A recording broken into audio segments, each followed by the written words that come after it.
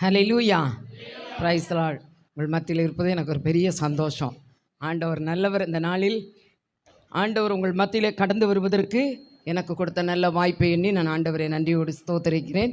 இந்த நேரத்தில் கூட பாஸ்டர் என்னை குறித்து நான் சொல்ல வேண்டியதில் எல்லாவற்றையுமே பாஸ்டரே சொல்லி முடிச்சிட்டாங்க. ஹல்லேலூயா, ஆண்டவர் நல்லவர். நாங்கள் கர்த்தருடைய கிருபையினால் பாஸ்டர் சொன்னது போல் அநேக வருடங்களாக ஊழியர்கள் நண்பர்களாய் தேவனுடைய ஊழிய காரியங்களை அநேக காரியங்களை நாங்கள் பகிர்ந்து கொண்டது உண்டு. ஆண்டவருக்கு மகிமை உண்டாகட்டும். நண்பர்களைப் போல எப்பொழுதும் ஒருவரை ஒருவர் நேசிக்கிற ஒரு நல்ல அருமையான உறவை கர்த்தர் எங்களுக்குள்ளே ஏற்படுத்தி தந்திருக்கிறார். ஹல்லேலூயா. அருமையான உங்கள் பாஸ்டர்மா என்னை எப்போதும் மற்றவர்களுக்கு அறிமுகப்படுத்தும் போது எங்கள் அண்ணி அப்படின்னு சொல்லுவாங்க. ரொம்ப உரிமையாக என்னை விட என் மேலே ரொம்ப அன்பு அவங்களுக்கு உண்டு. அல்லேலூயா. என்ன ரொம்ப அவங்கள விட என்ன அவங்க ரொம்ப நேசிப்பாங்க. அல்லேலூயா. ஆண்டவருக்கு மகிமை உண்டாகட்டும். எல்லா கன மகிமை இயேசு கிறிஸ்து ஒருவருக்கே. கர்த்தர் நல்லவர். ஒரு நிமிடம் அப்படியே கண்களை மூடி நாம் ஜெபிப்போம். நன்றி தகப்பனே. Thank you Lord Jesus. ஹல்லேலூயா. நண்பலன் இழந்த நீரமெல்லாம் என்பலனாக வந்தீரையா. நான் கூப்பிட்ட நீரமெல்லாம் என் அருகில் வருபவரீ. நான் கூப்பிட்ட நீரமெல்லாம் என் அருகில் வருபவரீ. உம்மை பாடுவேன், புகழுவேன், வாழ்த்துவேன் இயேசுவே. உம்மை பாடுவேன், புகழுவேன், வாழ்த்துவேன் இயேசுவே. கடல் போன்ற துன்ப நேரம் கலங்குமேன் படகில் வந்தீ. கடல் போன்ற துன்ப நேரம் கலங்குமேன் படகில் வந்தீ. கரையில்லா நேசன்பால் கரம் நீட்டி அணைப்பவரீ. கரையில்லா நேசன்பால் கரம் நீட்டி அணைப்பவரீ. உம்மை பாடுவேன், புகழுவேன், வாழ்த்துவேன் இயேசுவே. உம்மை பாடுவேன், புகழுவேன், வாழ்த்துவேன் இயேசுவே. அப்பா என்று அழைக்கும் போது அன்பாய் அருகில் வந்தீர். உம்மை அப்பா என்று அழைக்கும் போது அன்பாய் அருகில் வந்தீர். அம்மா என்று அழைக்கும் போது மார்போடு அணைத்து கொண்டீர். உம்மை அம்மா என்று அழைக்கும் போது மார்போடு அணைத்து கொண்டீர். உம்மை பாடுவேன், புகழுவேன், வாழ்த்துவேன் இயேசுவே. உம்மை பாடுவேன், வாழ்த்துவேன் இயேசுவே.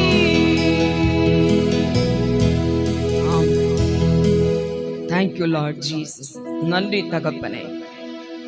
தேவரே நீ நல்லவர் அப்பா. உம்மை பாடி புகழ்வதற்கு எத்தனை ஆயிரம் நாவுகள் எங்களுக்கு இருந்தாலும் போதாது தகப்பனே. நீர் சர்வ வல்லமை உள்ள கர்த்தர். ஆமென் தகப்பனே. நன்றி செலுத்துகிறோம். நாங்கள் பலவீனமானவர்கள் தான் தகப்பனே. ஆனால் எங்களுக்குள் வாசம் பண்ணுகிற எங்கள் தேவனாகிய கர்த்தர் நீரோ பலமுள்ளவர் அப்பா. ஆமென். பெல்லம் உள்ளவனுக்கு ஆகிலும் பெல்லம் இல்லாதவனுக்கு ஆகிலும் உதவி செய்வது நமக்கு லேசான காரியம் அப்பா. இந்த இடத்துல கடந்து வந்திருக்கிற தம்முடைய பிள்ளைகளின் மத்தியிலே பரிசுத்த ஆவியானவர் கிரியை செய்ய பேசுகிற அடியாளையும் கர்த்தர் பலப்படுத்தும் வார்த்தையை கொண்டு நீர் இடைபெடும். கேட்கிறமுடைய பிள்ளைகளுடைய வாழ்க்கையிலே ஆண்டவரே வார்த்தை கிரியை செய்யட்டும் அப்பா. வார்த்தை கேட்கிறமுடைய பிள்ளைகளுக்குள்ளே வார்த்தையின் மேல் விசுவாசம் உண்டாகும்படி ஒவ்வொருவருடைய இருதயத்தையும் வார்த்தைக்கு நேரே திருப்புவீராக. ஆவியானவர் முழுவதுமாய் கிரியை செய்யும். இடைபடுங்க, அடியாளை மறைத்துக் கொள்ளுங்க. வார்த்தை கேட்கக்கூடாதபடி ஒருவருடைய இருதயத்தையும் சத்துரு டைவர்ட் பண்ணாதபடி என் ஆண்டவர் காத்துக்கொள்ளும். வசனத்துக்கு நேரே எல்லாருடைய இருதயம் திருப்பப்படட்டும். இயேசுவின் நாமத்தில் பிதாவே, ஆமென், ஆமென். அல்லேலூயா, அல்லேலூயா. ஆண்டவர் நல்லவர். கர்த்தருடைய நாமம் மகிமைப்படுவதாக. மீண்டுமா இயேசுவின் நாமத்தில் உங்களுக்கு நான் வாழ்த்து சொல்கிறேன். கர்த்தர் உங்களை ஆசீர்வதிப்பாராக. ஆமென், அல்லேலூயா. ஆண்டவர் நல்லவர். பாஸ்டர் சொன்ன மாதிரி இந்த நாளிலே தீபாவளி நேற்றைக்கே எல்லாரும் என்ன செஞ்சுட்டாங்க, தண்ணியை போட்டு ரோட்டில் அங்கங்கே கிடக்குறாங்கன்னு சொன்னேன். என் மருமகள்கிட்ட காலையில் பேசினேன். சொன்னா, அத்தை இப்போ வர கொஞ்சம் ஃப்ரீயாக இருக்குது ஹாஸ்பிட்டல், இனி சாயங்காலம் 3 மணிக்கு பிறகு தான் கூட்டம் நிறைய என்ன செய்யும் உள்ள வரும், ஆம்புலன்ஸ்லாம் இனிமேல் தான் 3 மணிக்கு பிறகு தான் நிறைய வரும்னு சொன்னேன். அப்படி தான் இன்றைக்கி அவங்களுக்கு தண்ணியை போட்டு ஆடுறது தான் ஒரு பெரிய விசேஷமாக இருக்குது. அல்லேலூயா. ஆனால் தேவ பிள்ளைகளாகிய நாம் தேவனுடைய பாதத்தில் காத்திருப்பதற்கு ஆண்டவர் இந்த நேரத்தை நமக்கு தந்ததற்காய், தேவாதி தேவன் கொடுத்த நல்ல கிருபைகளுக்காய், பாக்கியத்துக்காய் கரங்களை உயர்த்தி ஆண்டவருக்கு ஒரு நன்றி சொல்லுவோமா? அல்லேலூயா. ஆண்டவர் நல்லவர். பாஸ்டர் சொன்னது போல் பலமுறை பாஸ்டர்கள் மத்தியிலே எங்களுடைய சபைக்கு வந்திருக்கிறாங்க. ஆண்டவருடைய வார்த்தை எங்கள் மத்தியிலே கொடுத்துருக்கிறாங்க. ஞானஸ்தான ஆராதனை நடத்தியிருக்கிறாங்க. திருவிருந்த ஆராதனை எல்லாவற்றையும் நடத்தியிருக்கிறாங்க. ஆண்டவர் நல்லவர். எங்களுடைய ஊழியத்தில் அநேக உதவிகளை எங்களுக்கு அவர்கள் செய்தது உண்டு. கர்த்தருடைய நாமம் மகிமைப்படுவதாக. இந்த நாளிலே கூட உங்கள் மத்தியிலே நான் ஆண்டவருடைய வார்த்தை என்ன கொடுப்பது என்று சொல்லி நான் எனக்குள்ளே நான் ஜெபிக்கும்போது ஆண்டவர் எனக்கு ஒரு வார்த்தையை நினைப்பூட்டினபடியால் அந்த வார்த்தையை உங்களுக்கு முன்பாக வைக்க விரும்புகிறேன். அருமையான தேவ பிள்ளைகளை, விசுவாசம். நீங்கள் கடந்த 7-8 நாட்களாக என்ன செய்திருக்கிறீங்க? உபவாசத்தில் இருந்திருக்கிறீங்க. அல்லேலூயா, அல்லேலூயா. இந்த பக்கம் எல்லாரும் உபவாசம் இருந்திருக்கிறீங்களா? எப்படி ஆண்கள் எல்லாம் இல்லையா? அதான் கை உயர்த்த மாட்டேங்க. அதனால தான் ஒரு டவுட் எனக்கு வந்துச்சு. அல்லேலூயா, ஸ்தோத்திரம். வேலைக்கு போகிறதுனால வெளியே அலைச்சல் இருக்கிறதுனால இருக்குங்கள போல். ஸ்தோத்திரம். பரவாயில்லை, இருந்தாலும் நைட்டு ஒரு வேளையாவது இருப்பது நமக்கு ஒரு பெரிய ஆசீர்வாதம். நம்முடைய குடும்பத்திற்காக ஈசாக்கு தன் மனைவிக்காக மலடியாக இருந்த தன் மனைவிக்காக ஜெபித்த போது கர்த்தர் அவருடைய ஜெபத்தை கேட்டு ரெபேக்காளை கர்த்தர் என்ன செய்தார்? கர்ப்பந்தரிக்க செய்தார். அப்போ குடும்பத்தில் ஆண்களுடைய ஜெபம் ரொம்ப பவர்ஃபுல்லானது. அல்லேலூயா. அதனால் அம்மாமார் ஜெபிக்கட்டும்னு சொல்லி ஐயாமார் அமைதியாக உட்காரக்கூடாது. கட்டாயமாக நீங்கள் தான் குடும்பத்திற்கு யார்? தலைவர்கள். நீங்கள் ஜெபிக்கணும். தலையின் மூலமாக தான் ஆசீர்வாதம் குடும்பத்துக்குள்ளே என்ன செய்யும்? வரும். அதனால் முடிஞ்ச வரையும் ஒரு வேளையாவது இரவு வேளையிலையாவது என்ன செய்யணும்? வேலைக்கு போகிறீங்க, பகலெல்லாம் சாப்பிடலாம், போகலாம். நைட்டு ஒரு வேளையாவது உபவாசம் இருந்து நீங்கள் ஜெபிப்பீர்களானால் அது உங்களுக்கு ஒரு பெரிய ஆசீர்வாதமாக இருக்கும். ஜெபித்த அம்மாமாரை நான் கேட்குறேன், எத்தனை பேர் எத்தனை காரியங்களை முன்வைத்து நீங்கள் ஜெபித்தீங்க? அப்படி இல்லை, பாஸ்டர் சர்ச்சில் ஜெபம் சொன்னாங்க, அதனால் நாங்கள்லாம் வந்துட்டோம். அப்படியா? சரி, ஒருவேளை உங்களுக்கு இந்த இடத்துல சொல்லதுக்கு யோசனையாக இருக்கலாம். ஆனால் கட்டாயமாக ஏதாவது ஒரு குறிப்பிட்ட காரியங்களை தெய்வ சமூகத்தில் வைத்து நீங்கள் ஜெபித்திருப்பீர்களானால் அதை விசுவாசத்தோடு நீங்கள் எதிர்பார்த்தால் கட்டாயம் அதற்குள்ள பலனை என்ன செய்ய முடியும்? நான் பெற்றுக்கொள்ள முடியும். அல்லேலூயா. ஆண்டவருக்கு மகிமை உண்டாகட்டும். கடந்த மாதத்தில் நான் செப்டம்பர் மாதம் 5ஆம் தேதி செவந்திபுரத்தில் ஃபுல் காஸ்பல் சர்ச்சில் நான் ஒரு நாள் மீட்டிங்கில் நான் பேசினேன். அப்போ அந்த கூட்டத்தில் பேசும்போது நான் எழும்பி பிரசங்கிக்க ஆரம்பித்த பிறகு ஆவியானவர் அநேக காரியங்களை அங்கு வந்திருந்தவர்களை குறித்து பேசினார். அப்பொழுது அந்த இடத்துல வந்திருந்த ஒரு சகோதரி தன்னுடைய மகனுக்காக ஆண்டவருடைய சமூகத்தில் மகனுடைய திருமண காரியங்களுக்காக போராடியவர்கள் ஜெபித்து கொண்டு இருந்ததை குறித்து கர்த்தர் என்னிடத்தில் பேசினார். அருமையான தேவ பிள்ளைகளை, எல்லாம் முடிஞ்ச பிறகு அந்த சகோதரி இந்த காரியங்களை என்னிடத்தில் பகிர்ந்து கொண்டார்கள். ஏன் இதை சொல்லுகிறேன் என்றால், அவர்கள் அநேக வருடங்களாக அநேக மாதங்களாக மகனுக்காக அவனுடைய ரட்சிப்புக்காகவும் திருமண காரியங்களுக்காகவும் விசுவாசத்தோடு தேவ சமூகத்தில் போராடி ஜெபித்து கொண்டு இருந்தார்கள். கர்த்தருக்கு மகிமை உண்டாகட்டும். அன்றைக்கு எதிர்பாராத வேளையில் ஆண்டவர் என்னை அந்த இடத்துல கொண்டு போகும்போது ஆண்டவர் அந்த சகோதரிக்கான பதிலை கர்த்தருடைய ஆவியானவரின் மூலமாய் பேசினார். நீ நெடு நாட்களாய் காத்திருக்கிறதான உன்னுடைய மகனுடைய காரியங்களை நானே கூட இருந்து நடத்துவேன், உன்னுடைய வாழ்க்கையை நான் மகிழ பண்ணுவேன்கிற ஒரு வார்த்தையை கர்த்தர் பேசினார். அருமையான தேவ பிள்ளைகளை, ஏன் இதை சொல்கிறேன் என்றால், நாம் விசுவாசத்தோடு தேவ சமூகத்தில் என்ன செய்ய வேண்டும்? ஜெபிக்க வேண்டும், காத்திருக்க வேண்டும். அல்லேலூயா. அந்த விசுவாசத்தை குறித்து உங்கள் மத்தியில் இந்த நாளில் நான் பேச விரும்புகிறேன். ஆவியானவர் நமக்கு உதவி செய்வாராக. கர்த்தர் நல்லவர். பாஸ்டர் 12:30 வரன்னு சொல்லியிருக்கிறாங்க. ஒருவேளை கூட ஒரு 10 நிமிஷம் 1/4 மணி நேரம் எடுத்தால் ஒன்றும் இல்லைல்ல. யாரும் அவசரமாக டைமுக்கு பஸ்ஸுக்கு போகணுன்னு உண்டா? அப்படி யாரும் உண்டா? இல்லை. Okay, right. அப்போ பிரச்சனை இல்லை. கூட தேவைப்பட்டால் ஆவியானவர் என்னை வழி நடத்தி கொண்டு போனால் கூட ஒரு 10 நிமிஷமும் 1/4 மணி நேரம். சரி, ஆண்டவர் நல்லவர். எபிரேயர் 11ஆம் அதிகாரம் 1வது வசனம் இவ்விதமாய் சொல்லுகிறது, விசுவாசமானது நம்பப்படுகிறவர்களின் உறுதியும் காணப்படாதவைகளின் நிச்சயமாயிருக்கிறது. கர்த்தருக்கு ஸ்தோத்திரம். அருமையான தேவ பிள்ளைகளே, விசுவாசமானது நம்பப்படுகிறவர்களின் உறுதி, காணப்படாதவைகளின் நிச்சயம். காணாத ஒன்றை குறித்து நாம் விசுவாசிப்பது தான் என்னது? விசுவாசம். அல்லேலூயா. இதுவரை கேள்விப்படலை, இதுவரை நம்ம பார்க்கல. ஸோ ஆனால் ஆண்டவர் அந்த காரியத்தில் நமக்கு ஒரு பதில் சொல்கிறாரு. ஏதோ ஒரு காரியத்தை ஆண்டவர் செய்வேன்னு சொல்கிறாரு அப்படின்னா அதை நம்ம என்ன செய்ய வேண்டும்? அப்படியே நம்ப வேண்டும். அல்லேலூயா. உதாரணமாக லூக்கா சுவிசேஷத்தில் நம்ம பார்க்குறோம், இயேசு கிறிஸ்துவின் தாயாகிய மரியாளிடத்தில் தேவதூதன் போய் சொல்லும்போது, நீ கர்ப்பம் தரித்து ஒரு குமாரனை பெறுவாய், அவருக்கு இயேசு என்று பெயரிடணும்னு சொன்ன உடனே சொல்கிறான், நான் புருஷனை அறியேன், இது எப்படி நடக்கும் அப்படின்னு சொல்கிறான். ஸோ ஆனாலும் கூட தேவனுடைய வார்த்தை என்பதை அவள் கேட்டவுடனே, இதோ உமக்கு அடிமை, அல்லேலூயா, உம்முடைய சித்தத்தின்படி எனக்கு என்ன செய்யட்டும்? ஆகட்டும். அல்லேலூயா. அருமையான தேவ பிள்ளைகளை, நம்முடைய வாழ்க்கையில் ஆண்டவருடைய வார்த்தையை அப்படியே விசுவாசிக்க வேண்டும் என்பதை தேவன் நம்மிடத்தில் என்ன செய்கிறார்? எதிர்பார்க்கிறார். அல்லேலூயா. கர்த்தருக்கு மகிமை உண்டாகட்டும். வேதத்தில் நாம் வாசிக்கிறோம், எபிரேயர் 11ஆம் அதிகாரம் 6வது வசனம் 7வது வசனத்தை கூட வாசிங்க. விசுவாசம் இல்லாமல் தேவனுக்கு பிரியமாய் இருப்பது கூடாத காரியம். ஹல்லேலூயா. சொல்கிறேன், நான் இப்போ இங்கே பாஸ்டர்கிட்ட கேட்டால், பாஸ்டர் உங்கள் சர்ச்சில் எத்தனை பேர் வருவாங்கன்னு சொன்னால், பாஸ்டர் உதாரணமாக சொல்கிறாருன்னு வச்சுக்கோங்க. பாஸ்டர்கிட்ட நான் கேட்கல, பட் பாஸ்டர் என்கிட்ட சொல்லலை. நான் சொல்கிறேன், பாஸ்டர் என்ன சொல்லுவாங்க?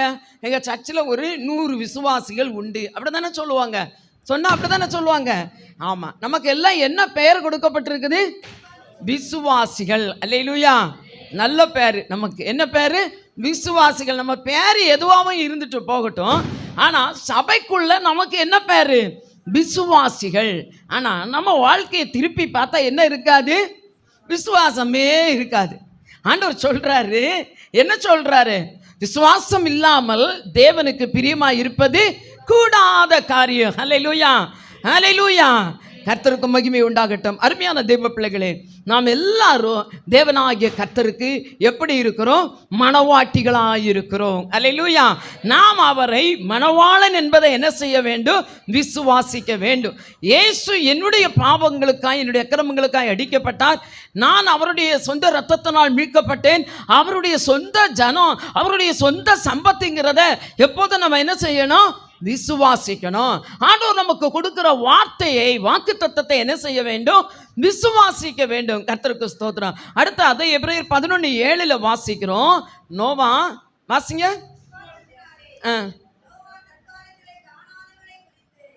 விசுவாசத்தினாலே நோவா தற்காலத்திலே காணாதவைகளை குறித்து தேவ எச்சரிப்பை பெற்று தன் குடும்பத்தை ரட்சிப்பதற்கு பேழையை உண்டு பண்ணினார். ஹல்லேலூயா. ஹல்லேலூயா. அருமையான தேவ பிள்ளைகளே, இங்கே நோவா காலத்தில் என்ன கிடையாது? மழை கிடையாது. மழைங்கிறதே பார்த்ததே கிடையாது. மழை பெஞ்சதே கிடையாது. நோவாட்ட ஆண்டவர் சொல்றாரு, பெரிய மழை வரப்போகுது, நீ என்ன செய்ய வேண்டும்? ஒரு பேழையை செய் அப்படின்னு சொல்லி ஆண்டவர் சொல்றாரு.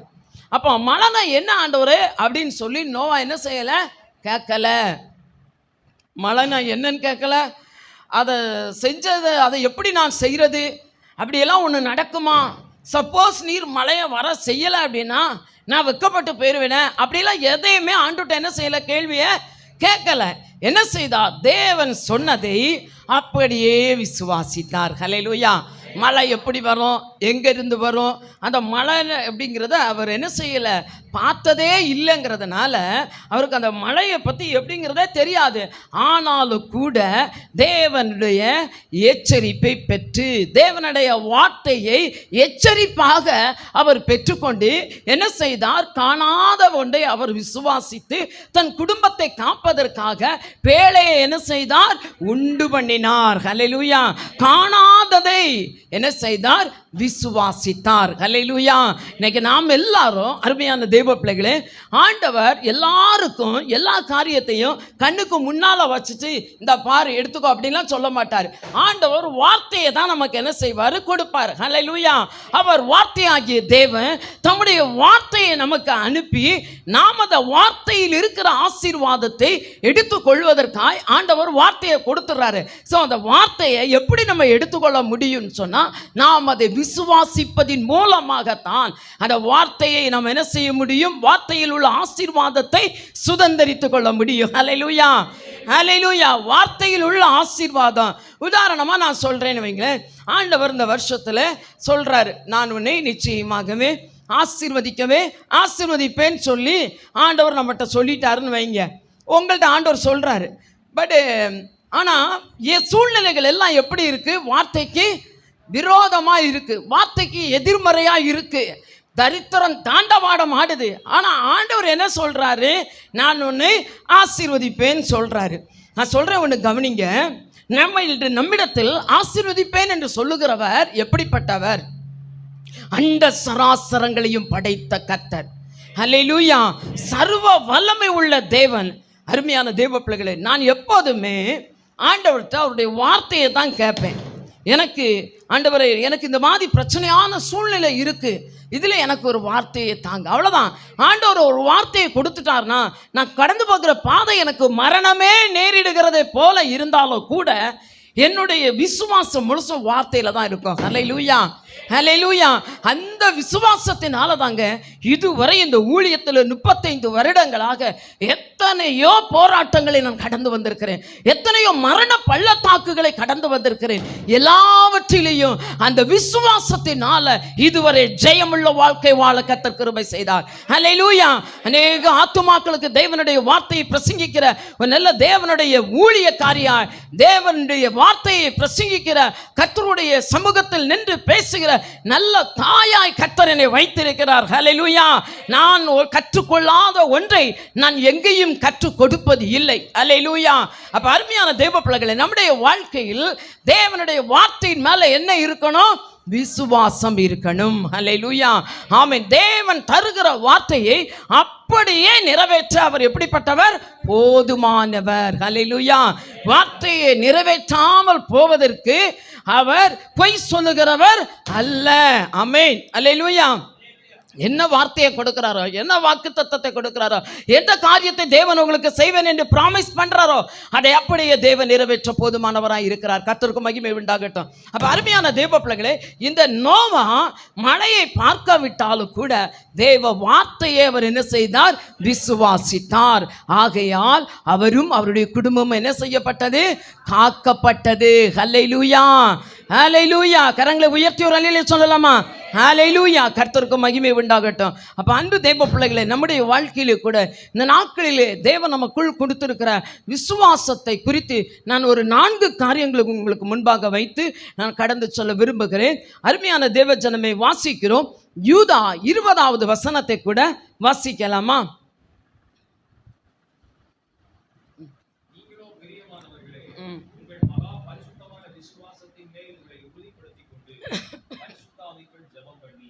நீங்களோ பிரியமானவர்களே, உங்கள் மகா பரிசுத்தமான விசுவாசத்துக்குள் உங்களை உறுதிப்படுத்தி கொண்டு பரிசுத்த ஆவிக்குள் ஜெபம் பண்ணி. 3 காரியங்களை இங்கே பார்க்கிறோம். நம்முடைய விசுவாசத்தை ஆண்டவர் எப்படி பார்க்கிறாரா? மகா பரிசுத்தமான விசுவாசம். ஹல்லேலூயா. அப்படித்தானமா சொல்லியிருக்கு, மகா பரிசுத்தமான விசுவாசம். ஹல்லேலூயா. ஒருவேளை கணவன் மனைவிட்ட இருக்கிற விசுவாசத்தை அறிந்து கொள்ளாமல் இருக்கலாம், புரிந்து கொள்ளாமல் இருக்கலாம். மனைவி கணவனிடத்தில் இருக்கிற விசுவாசத்தை அறிந்து கொண்டோ புரிந்து கொண்டோ விட முடியாத அளவுக்கு காணப்படலாம். ஆனால் உங்களுக்குள்ளும் எனக்குள்ளும் விசுவாசத்தை யார் தொடங்குகிறார்? எபிரேயர் 12:1 சொல்லுகிறது, விசுவாசத்தை தொடக்கிறவரும் முடிக்கிறவருமாய் இருக்கிறவரை நோக்கி நமக்கு நியமிக்கப்பட்ட ஓட்டத்தில் பொறுமையோடு ஓட கடவோம். ஹல்லேலூயா. அப்ப இந்த மகா பரிசுத்தமான விசுவாசத்தை நமக்குள்ள யார் உண்டாக்குகிறார்? ஹல்லேலூயா. கர்த்தர். கவனிங்க, பிள்ளைங்களை பார்க்காதீங்க, கொஞ்சம் நேரம் ஆண்டவருடைய வார்த்தை கவனிங்க. மகா பரிசுத்தமான விசுவாசத்தை நமக்குள்ள வைக்கிறவர் மகா பரிசுத்தர். ஹல்லேலூயா.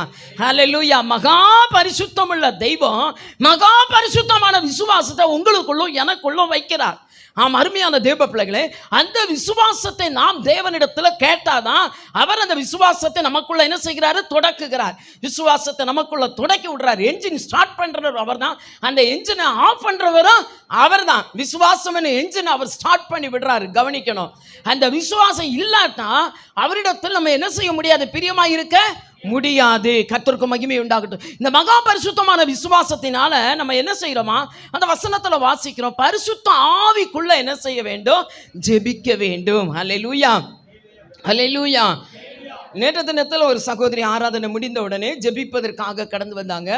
ஒரு பயங்கரமான விக்கிரகத்திற்கு அடிமைப்பட்ட ஒரு சகோதரன் சகோதரி குடும்பமாய் பக்கத்து கிராமங்கள்ல இருந்து ஆலயத்துக்கு வர்றாங்க. 15 வருடமாக சபரிமலைக்கு நடந்து போன ஒரு சகோதரர், அந்த குடும்பம் ஆலயத்துக்கு வர்றாங்க. நேற்று தினத்தில் அவங்க ஆராதனை முடிஞ்ச பிறகு ஜெபிக்கும்படி வந்தபோது ஆண்டவர் அவர்களை பரிசுத்த ஆவியினால் என்ன செய்தார்? நிரப்பினார். ஹல்லேலூயா. அந்த சகோதரி ஆடி அந்த கோயிலில் குறி சொல்கிறவங்க, அந்த கோயிலில் அவங்க ஊரில் இருக்கிற அந்த கோயிலில் அவங்க குறி சொல்லக்கூடிய ஒரு சகோதரி.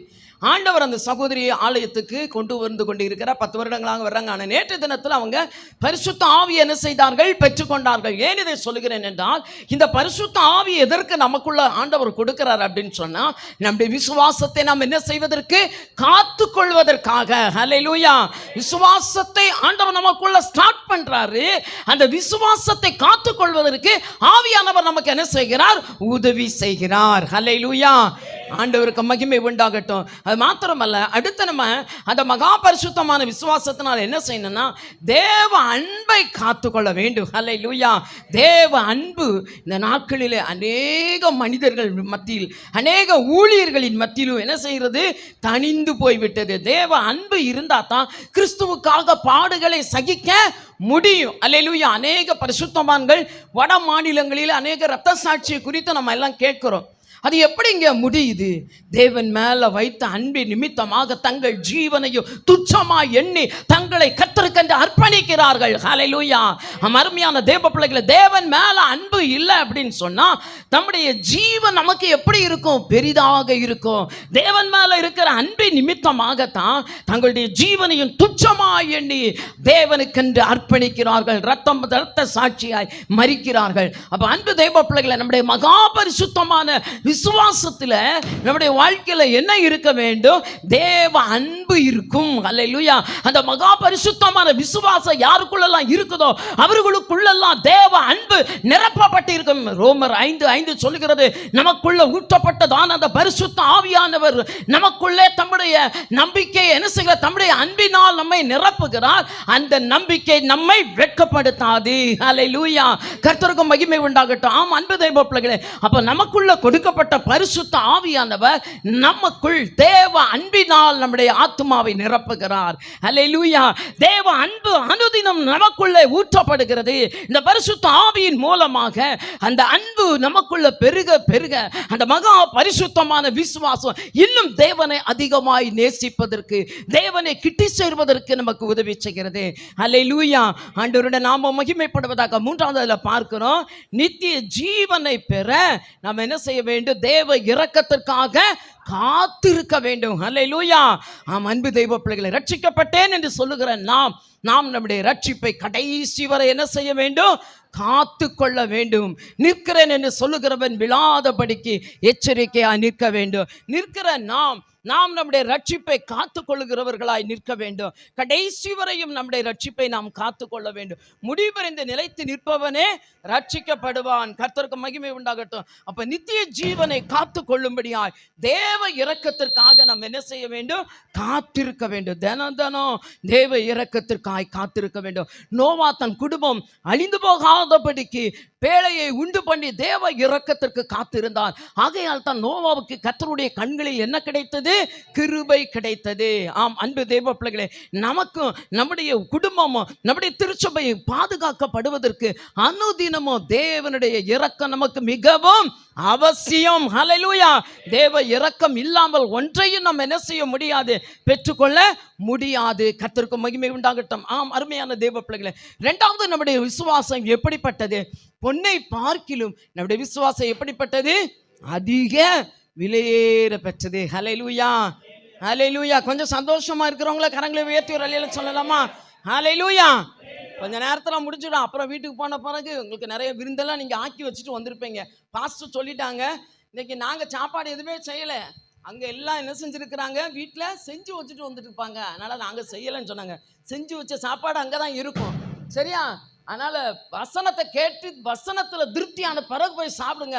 சாப்பாடு ரொம்ப ஆசீர்வாதமாக இருக்கும். கர்த்தருக்கு மகிமை உண்டாகட்டும். அருமையான தேவ பிள்ளைகளே, விசுவாசம் ரெண்டாவது, பொன்னை பார்க்கிலும் நம்முடைய விசுவாசம் எப்படிப்பட்டது? விலையேற பெற்றது. ஹல்லேலூயா. நமக்குள்ள இருக்கிற விசுவாசத்தை பற்றி நான் அப்பதே சொன்னேன். கணவனுக்குள்ள இருக்கிற விசுவாசத்தின் அளவை நிறையிட மனைவிக்கு தெரியாது.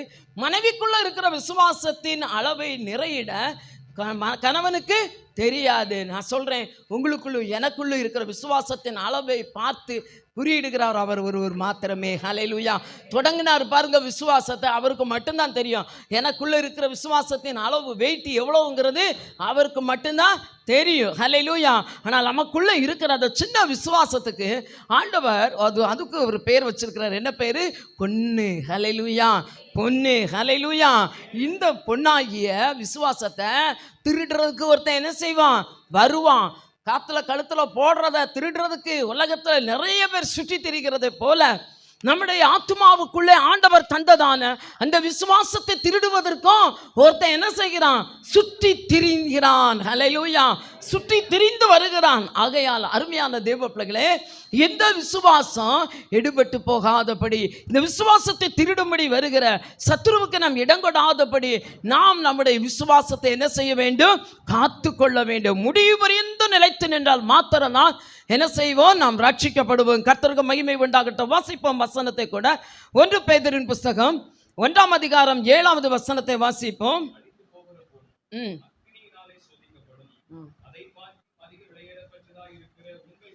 அழிந்து போகிற பொன் அக்கினினாலே சோதிக்கப்படும், அதை பார்க்கிலும் அதிக விலையேற பெற்றதா இருக்கிற உங்கள் விசுவாசம்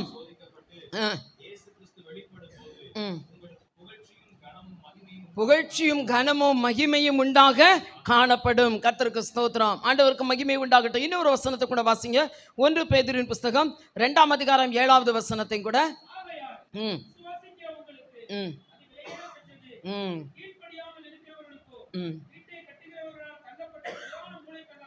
விசுவாசிக்கிற உங்களுக்கு அது விலையேற பெற்றது. விசுவாசமானது பொன்னை பார்க்கிலும் விலையேற பெற்றது. ஆம் அருமையான தேவ பிள்ளைகளே, இந்த விசுவாசம் சோதிக்கப்படும். பொன்னுக்கு புடம் சோதனையின் இடம். அல்லேலூயா. நமக்கு நம்முடைய விசுவாசத்துக்கும் ஆண்டவர் சில சோதனை என்ன செய்கிறாரு? வைத்திருப்பார். சில விசுவாச பரீட்சை நம்முடைய வாழ்க்கையில் உண்டு. அல்லேலூயா. விசுவாச பரீட்சையில ஜெயிக்கிறவர்கள் மாத்திரம்தான் மேன்மை அடைய முடியும். பரீட்சை எழுதினா தான் பிள்ளைங்க பாஸா ஃபெயிலாங்கிறது என்ன செய்யும்? தெரியும். பிள்ளைங்களுக்கு எக்ஸாம் வச்சா தான் அந்த பிள்ளை எப்படி படிக்குங்கிறது ஆசிரியர் கண்டுகொள்ள முடியும், பெற்றோர்கள் அறிந்து கொள்ள முடியும்.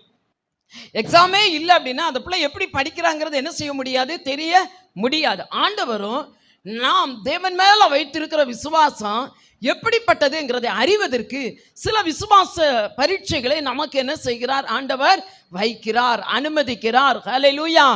தேவ அனுமதி இல்லாம ஒரு விசுவாச பரீட்சை நம்ம வாழ்க்கையில் என்ன செய்யாது? வராது. ஆமென். கர்த்தருக்கு மகிமை உண்டாகட்டும். நிறைய விசுவாச பரீட்சையை நல்லா படிக்கிற பிள்ளைங்களுக்கு என்ன செய்வார்? ஆண்டவர் வைப்பார். தேவனை அதிகமாய் நேசிக்கிறவர்களுக்கு என்ன உண்டு? உபத்திரமோ உண்டு. தேவபக்தியாய் நடக்கிற யாவரும் என்ன செய்வார்கள்? துன்பப்படுவார்கள். ஆமே, நீதிமானுக்கு வரும் துன்பங்கள் அநேகமாயிருக்கும்.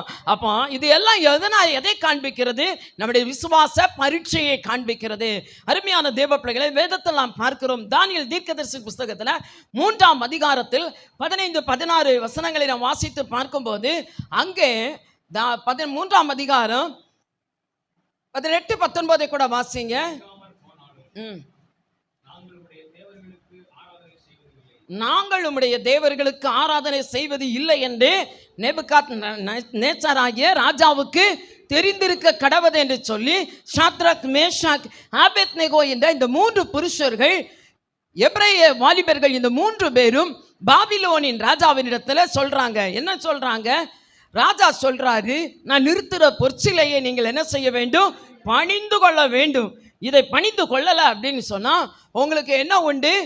நெருப்பு, அக்கினி ஜுவாலை உங்களுக்கு ஆயத்தமாக்கப்பட்டு இருக்கிறதுங்கிறத ராஜா சொல்றார்.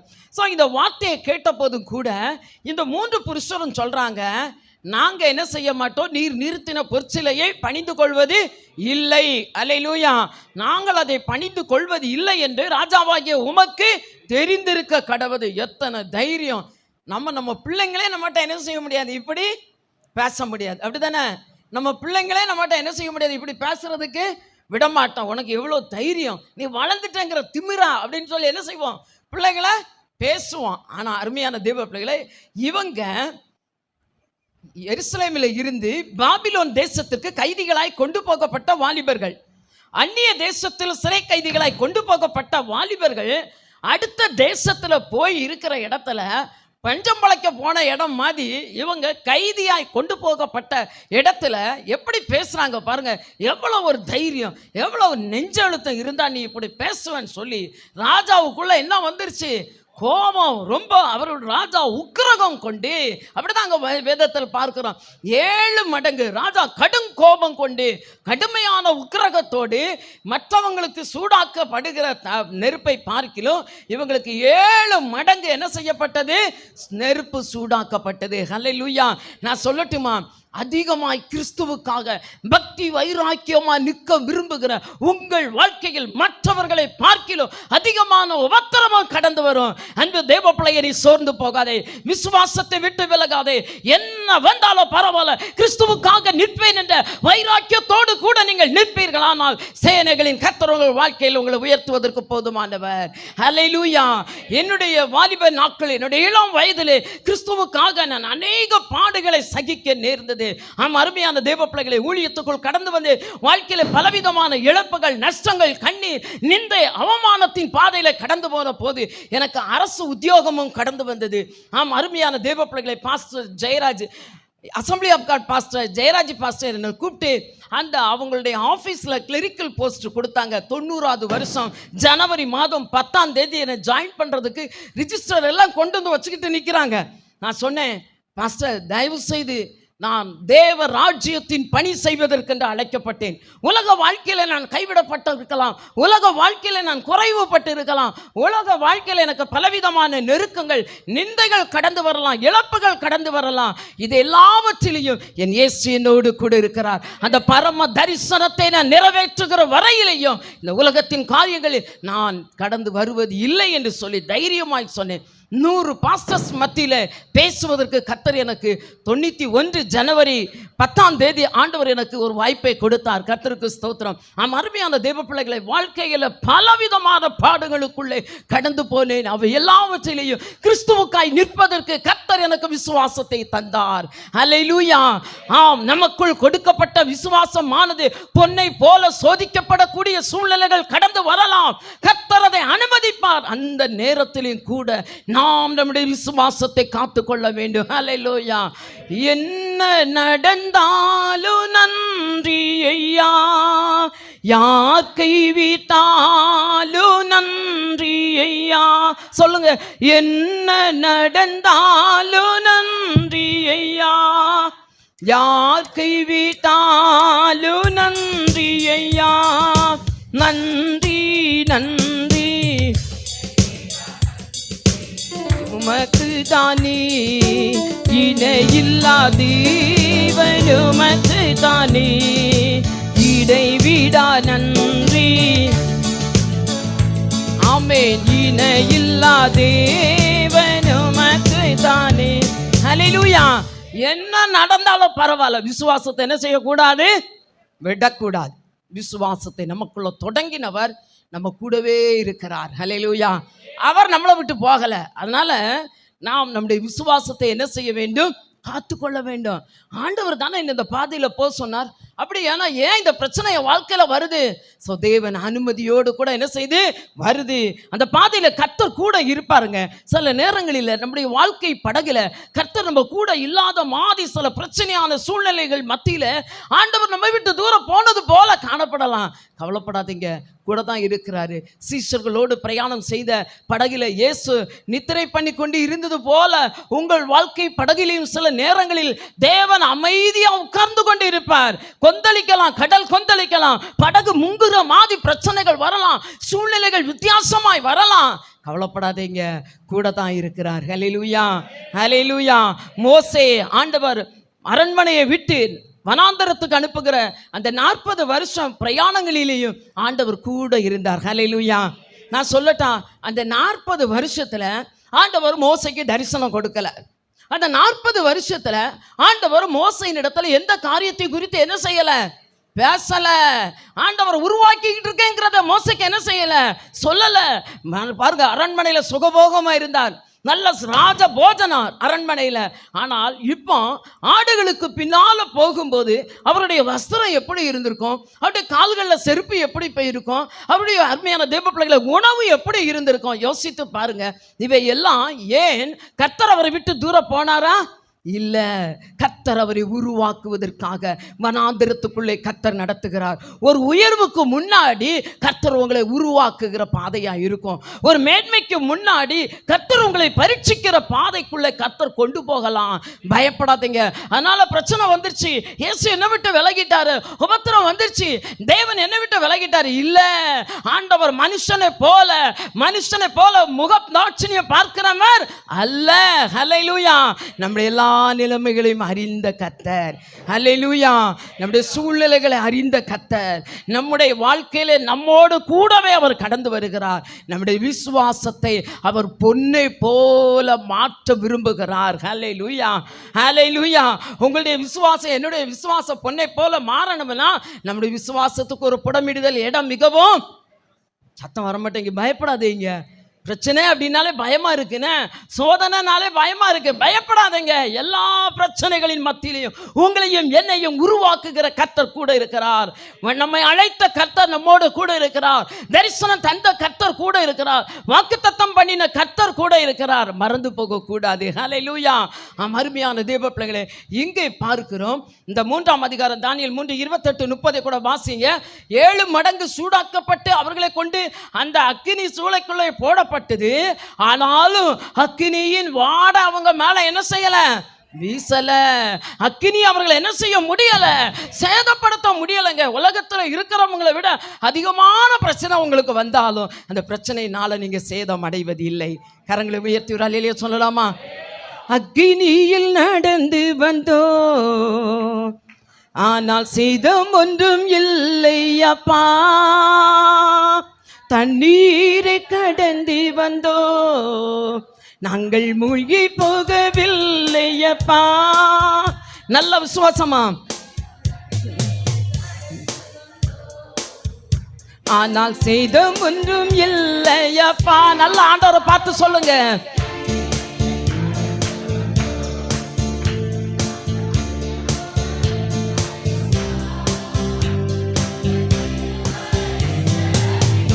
நல்ல விசுவாசத்தோட உங்க கிருபை எங்களை விட்டு இமை பொழுதும் விலகலப்பா. எங்கள் தேவனே, எங்கள் ராஜானே, நாங்கள் போற்றிடும் எங்கள் தேவனே.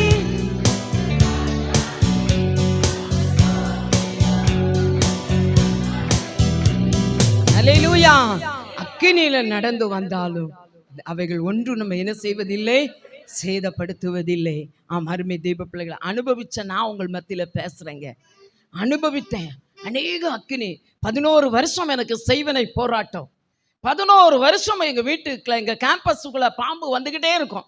வாரத்துக்கு 3 முறை பாம்பு அப்படியே விருந்தாள் மாதிரி விசிட் பண்ண வரும். வர்ற பாம்பெல்லாம் ரொம்ப சின்னதாக இருக்காது, எல்லாம் ஒரு ஆள் உயரம் இருக்கும், கை தண்டி நீளம் இருக்கும், அவ்வளோ தண்டியாக இருக்கும், அவ்வளோ ஹைட்டாக இருக்கும். அருமையான தெய்வ பிள்ளைகளே, வாரத்துக்கு 3 முறை 2 பாம்பு வரும். எப்படி இருக்கிறீங்க, சோமா இருக்கிறீங்களா அப்படின்னு சொல்லி நம்மளை பார்த்துட்டு போகிற மாதிரி வரும். அருமையான தெய்வ பிள்ளைகளே, பல முறை அடிச்சிருக்கிறோம், பல முறை ஓடி இருக்கும், அடிப்படாமல் ஓடி இருக்குது. கர்த்தருக்கு ஒரு முறை பகல் வேளையிலே ஒரு 10:30 மணிக்கு நான் ஒரு வீட்டு ஜெபத்திற்காக ஆயத்தப்பட்டு கொண்டு இருந்தேன். ஸோ பைபிள் பார்த்துட்டே இருந்தேன். எனக்கு ரொம்ப டயர்டாகிடுச்சு. சார் கொஞ்ச நேரம் படுத்துட்டு அப்புறம் கிளம்பி ஓடுவோம் அப்படின்னு சொல்லிட்டு ஆண்டவர்கிட்ட சொன்னேன். ஆண்டவரே மணி 10:30, என்னை 10:40க்கு என்ன செஞ்சுருங்க, எழுப்பிடுங்க. ஒரு 10 நிமிஷம் 10:40க்கு என்னை எழுப்பி விட்டுருங்க ஆண்டவரேன்னு சொல்லிட்டு என் பைபிளையும் பக்கத்திலே வச்சுட்டு அப்படியே வாசலில் தலை வச்சு படுத்துட்டேன். 10 நிமிஷம் தான். கரெக்டாக 10:40க்கு ஆண்டவர் எழுப்பிட்டார். எழும்பின உடனே திரும்பவும் பைபிளை பார்த்தேன். எனக்கு வசனங்கள் ஒன்றுமே என்ன பேசுகிறதுங்கிறே தோணலை. ரைட், அப்படியே முடி வச்சுட்டு நான் எழும்பி குளித்து கிளம்புவோம் அப்படின்னு சொல்லி எழும்புறதுக்காக கையை கீழே ஊனிக்கிட்டு எழும்புறேன். பெரிய பாம்பு நான் படுத்திருந்த பக்கத்தில் ஒரு 4 அடி கேப்பு தான், ஒரு 4 விரல் அகலம் கூட இருக்காது, இவ்வளோ அகலத்துக்குள்ளே இவ்வளோ டிஸ்டன்ஸுக்குள்ளே பெரிய பாம்பு என் தலைக்கு பக்கத்தில் பந்து மாதிரி அப்படியே சுற்றி படுத்திருக்குது. பகல் வேளையில் அருமையான தெய்வ பிள்ளைகளே, கர்த்தர் அதன் வாயை என்ன செய்தார், கட்டி போட்டார். ஹல்லேலூயா, ஹல்லேலூயா. ஆண்டவர் அதன் வாயை கட்டினார். சிங்கத்தை அன்னைக்கு கட்டினது மாதிரி தானியேலுக்கு சிங்கம் கட்டப்பட்டது, எனக்கு கர்த்தர் பாம்பின் வாயை கட்டி போட்டார். ஹல்லேலூயா. 1 முறை 2 முறையில் பல முறை பாம்புகளை வைத்து எப்படியாகிலும் கொன்றுவிட வேண்டும் என்று ஏவினது உண்டு. 11 வருஷம் நான் சொன்னேன் பாருங்கள், செய்வினையில் பாதிக்கப்பட்டேன். என்னுடைய இருதயம் இருக்கிற அளவை விட அதிகமாய் விரிந்து விட்டது. இருக்கிற அளவை விட சுருக்கமாக, அதாவது சுருங்கி இருந்தால் அதை விரிய பண்ணுறதுக்கு நம்ம நாட்டில் ஆப்ரேஷனுக்கு உண்டு. ஆனால் இது வெளிநாட்டில் ஏதோ ஒரு இடத்துல தான் இந்த ஆப்ரேஷன் பண்ணப்படும்னு சொன்னாங்க. டாக்டர் எனக்கு மெடிசன் கொடுத்தாங்க. நான் சொல்கிறது கிட்டத்தட்ட 20 வருஷத்துக்கு முன்னதாக, 18 வருடத்துக்கு முன்னதாக. அப்போ 6 மாதம் மாத்திரை வாங்கி சாப்பிட்டேன். ஒரு மாதத்திற்கு மாத்திரைக்கு மட்டும் எனக்கு 1500 ரூபாய். 18 வருஷத்துக்கு முன்னாடி எவ்வளோ பெரிய அமௌண்ட்டு பாருங்கள். சாப்பிட்டேன். அப்புறம் ஒரு நாள் நான் ஆண்டவர்கிட்ட சொன்னேன், ஆண்டவரே இந்த மாத்திரை சாப்பிட்டுக்கலாம் நான் இனிமேல் என்ன செய்ய முடியாது, ஓட முடியாது, என்னால் வாங்க முடியலை, அவ்வளோதான். அந்த டைமில் எனக்கு வாங்குறதுக்கு என்னுடைய கரத்தில் அவ்வளோ பணம் கிடையாது. 6 மாதம் சாப்பிட்டேன். அதுக்கப்புறம் எனக்கு வாங்குறதுக்கு முடியலை. ஆண்டவரை பார்த்து சொன்னேன், ஜீவனை தந்தா அம்மாக்கு நான் ஊழியம் செய்கிறேன், இல்லைன்னா என்ன செஞ்சுக்கணும், எடுத்துக்கணும். அல்லேலூயா. இனிமேல் நான் மாத்திரை இந்த ஹார்ட்டுக்கு என்ன செய்ய போகிறது இல்லை, வாங்கி போடுறது இல்லை, நீங்கள் இதை பாதுகாத்துக்கோங்க, அவ்வளோதான். ஆண்டவர் கரத்தில் ஒப்பு கொடுத்தேன். அருமையான தெய்வ பிள்ளைகள், அதிலிருந்து இதுவரையும் அந்த ஹார்ட்டுக்கு நான் மாத்திரை வாங்கி போட்டது இல்லை. ஆண்டவர் அற்புதமாக இதை பாதுகாத்து ஓட வச்சிருக்கிறார். அல்லேலூயா.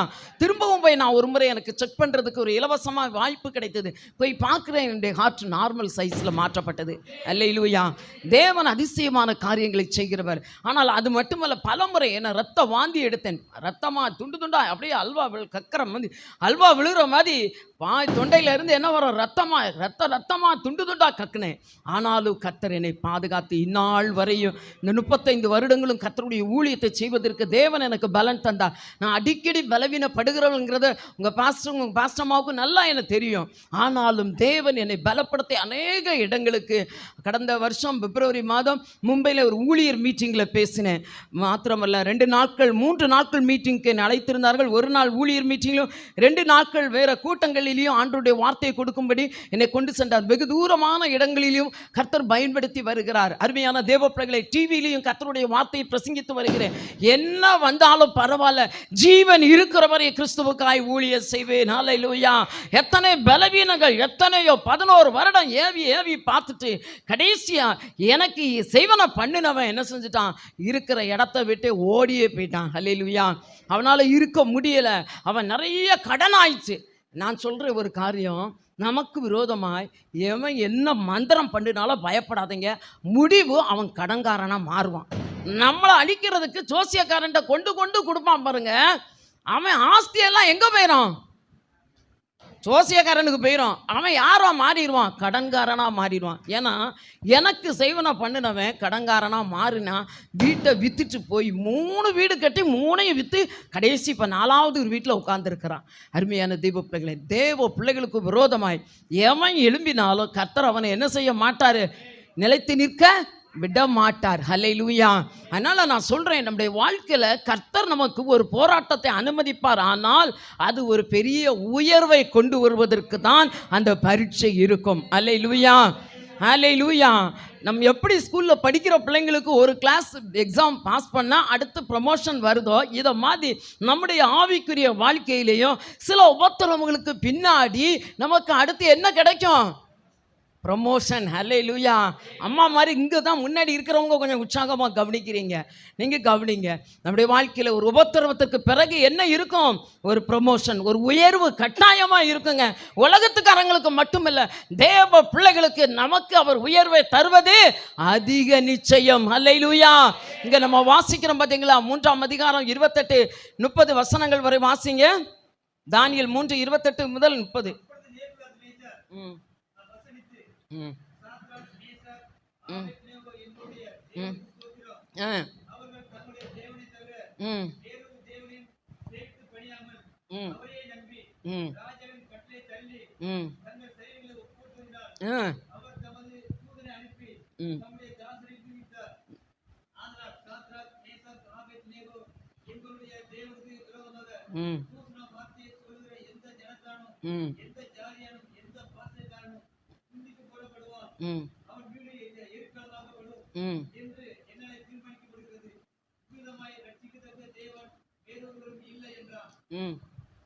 வாசிங்க அடுத்து.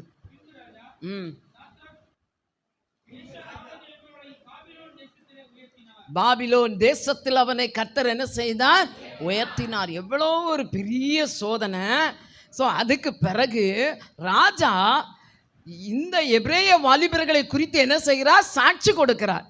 ஸோ அவர்கள் மூலம் தேவ நாமம் என்ன செய்யப்பட்டது, மகிமைப்பட்டது. ஹல்லேலூயா. உங்கள் மூலமாய் என் மூலமாய் ஆண்டவருடைய நாமம் மகிமைப்படணும்னா எப்போ மகிமைப்படும் தெரியுமா, உபத்திரவ காலங்களில் நம்ம உறுதியாய் நிற்கும் போது தான் கர்த்தருடைய நாமம் நம் மூலம் என்ன செய்யப்படும், மகிமைப்படும். அருமையான தெய்வ பிள்ளைகளை, நான் சொன்னேன்ல, என்னுடைய இளம் வயதில் அநேக உபத்திரவத்தில் நான் கடந்து போனேன். அநேக பாஸ்டர்ஸ் எல்லாம் என்னை பார்த்து, இல்லை உனக்கு கிடைக்கிற வேலையை நீ செய்மான்னு சொன்னாங்க. என்னுடைய உறவினர்கள் எல்லாரும் கட்டாயம் வேலை பார்க்கணும்னு சொல்லி நிர்பந்தமாக என்னை தள்ளுனாங்க. ஆனாலும் அருமையான தெய்வ பிள்ளைகள், நான் தேவனுடைய தரிசனத்திற்காக தேவனுடைய வார்த்தைக்காக வைராக்கியமாய் நின்றேன். ஆனால் இந்நாட்களிலே கர்த்தர் எந்தெந்த உறவினர்கள் எல்லாம் நீ வேலை பார்க்கணும்னு சொல்லி நிர்பந்தம் பண்ணினாங்களோ அந்த உறவினர்கள் எல்லாம் இன்னைக்கு என்னை பார்த்து ஆச்சரியப்படுகிறார்கள். ஹல்லேலூயா, அல்லேலூயா. நான் வேலை பார்த்துருந்தேன்னா செங்கோட்டைக்குள்ளே கணக்குப்புல வலசையில் தான் நான் உட்காந்துருக்கணும். அந்த ஆஃபீஸ்க்குள்ளே தான் 30 வருஷம் 35 வருஷம் உட்காந்துருக்கணும். ஆனால் அருமையான தேவ பிள்ளைகளை, தேவ ராஜ்யத்தின் பணியை செய்ய அதை எல்லாவற்றையும் உதறிவிட்டு வந்ததுனால இன்னைக்கு எல்லா இடங்களுக்கும் கர்த்தர் என்னை கொண்டு செல்கிறார். ஹல்லேலூயா. ஆண்டவருடைய நாமம் எவ்விடத்திலும் என் மூலமாய் மகிமைப்பட்டு கொண்டு இருக்கிறது. அருமை தேவ பிள்ளைகளை, நாம் நம்முடைய உபத்திரவ காலங்களில் விசுவாசத்தை நாம் காத்துக்கொள்வோமானால் கர்த்தருடைய நாமம் நம் மூலமாய் என்ன செய்யப்படும், மகிமைப்படும். ஹல்லேலூயா. இங்கே இந்த 3 புருஷர்களையும் விடுவிக்கும்படியாய் கர்த்தர் தம்முடைய தூதனை என்ன செய்தார், அனுப்பினார். நேற்று எங்களுடைய ஆலயத்திலே நான் கர்த்தருடைய தூதனை குறித்து தான் நான் செய்தியை கொடுத்தேன். கர்த்தருடைய தூதன் யார், எப்படிப்பட்டவர், எப்போ கர்த்தருடைய தூதன் வருகிறார் அப்படிங்கிறதை குறித்து நேற்றைய தினத்தில் பேசினான். ஆண்டவர் ரொம்ப அருமையாக இடைப்பட்டார். அருமையான தேவ பிள்ளைகளை, இங்கேயும் இந்த 3 புருஷர்களையும் விடுவிப்பதற்கு கர்த்தர் தம்முடைய தூதனை என்ன செய்கிறார், அனுப்பி அக்கினியின் சுவாலை, அக்கினியின் வாட அவங்க மேல படாதபடி, அக்கினி அவர்களை சேதப்படுத்தாதபடி கர்த்தர் பாதுகாத்துட்டு அதோட விடல, என்ன செய்தார், கர்த்தர் அவர்களை தேசத்தில் உயர்த்தினார். ஹல்லேலூயா, ஹல்லேலூயா. அப்போ நம்முடைய விசுவாசம் நம்முடைய வாழ்க்கையில் எதை கொண்டு வரும், உயர்வை கொண்டு வரும். ஹல்லேலூயா. விசுவாசம் எதை கொண்டு வரும், உயர்வை கொண்டு வரும். பொன்னை பார்க்கிலும் அதிக விலையேற பெற்ற விசுவாசம். ஹல்லேலூயா. உங்களுக்குள்ள எனக்குள்ள இருக்கிற இந்த விசுவாசத்தை திருடுவதற்கு சாத்தான் இந்த கடைசி காலங்களில் என்ன செய்கிறான், தீவிரமாய் அவன் செயல்பட்டு கொண்டிருக்கிறான். விசுவாசத்தை விட்டு நம்மை வழிவிலக பண்ணும்படியான அநேக காரியங்களை நம் கண்களுக்கு முன்பாய் சத்துரு விதைத்து கொண்டு வருகிறான். நாகும் தீர்க்கதரிசியின் புஸ்தகம் 2ஆம் அதிகாரம் அங்கு 1-2 வசனங்களை நாம் வாசித்து பார்க்கும்போது அங்கு இவ்விதமாய் எழுதப்பட்டு இருக்கிறது. சிதறடிக்கிறவன் கண்களுக்கு முன்பாய் கடந்து வருகிறான். உன் அரணை காத்துக்கொள், உன் பலனை மிகவும் ஸ்திரப்படுத்து, உன் மனதின் அறையை கட்டியாய் கட்டிக்கொள். ஆம் அன்பு தேவ பிள்ளைகளே, நம்முடைய வாழ்க்கையில் நம்முடைய விசுவாசத்தை விட்டு நம்மை வழிவிலக பண்ணும்படியாய், விசுவாச ஜீவியத்தில் இருந்து நம்மை விலக்கொள்ளும்படியாய் சத்துரு பலமாகி நாட்களிலே தீவிரித்து செயல்பட்டு கொண்டிருக்கிறான். நாம் நம்முடைய விசுவாசத்தை காத்துக் கொள்வோமானால் ஒரு பெரிய மேன்மையை கர்த்தர் வைத்திருக்கிறார். நம் மூலமாய் தேசத்தில் தேவ நாமம் மகிமைப்படும். அல்லேலூயா. அடுத்தபடியாக 3ஆவதாக நம்முடைய விசுவாசம் எப்படிப்பட்டது? ரட்சிப்புக்கு ஏதுவாக பலன் செய்கிறது.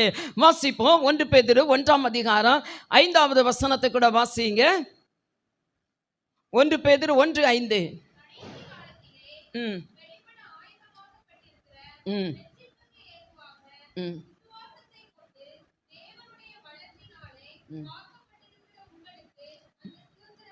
ரட்சிப்புக்கு போதுமா? ரட்சிப்புக்கு ஏதுவான விசுவாசம். ஹல்லேலூயா. இந்த ரட்சிப்புக்கு ஏதுவான விசுவாசம் நமக்குள்ள எப்படி வருகிறது? அருமையான தேவ பிள்ளைகளே, வாசிக்கிறோம் 1 தெசலோனிக்கேயரின் புஸ்தகம் 2ஆம் அதிகாரம் 13வது வசனத்தை கூட வாசிங்க. 1 தெசலோனிக்கேயர் 2:13. ம் ம் ம் ம்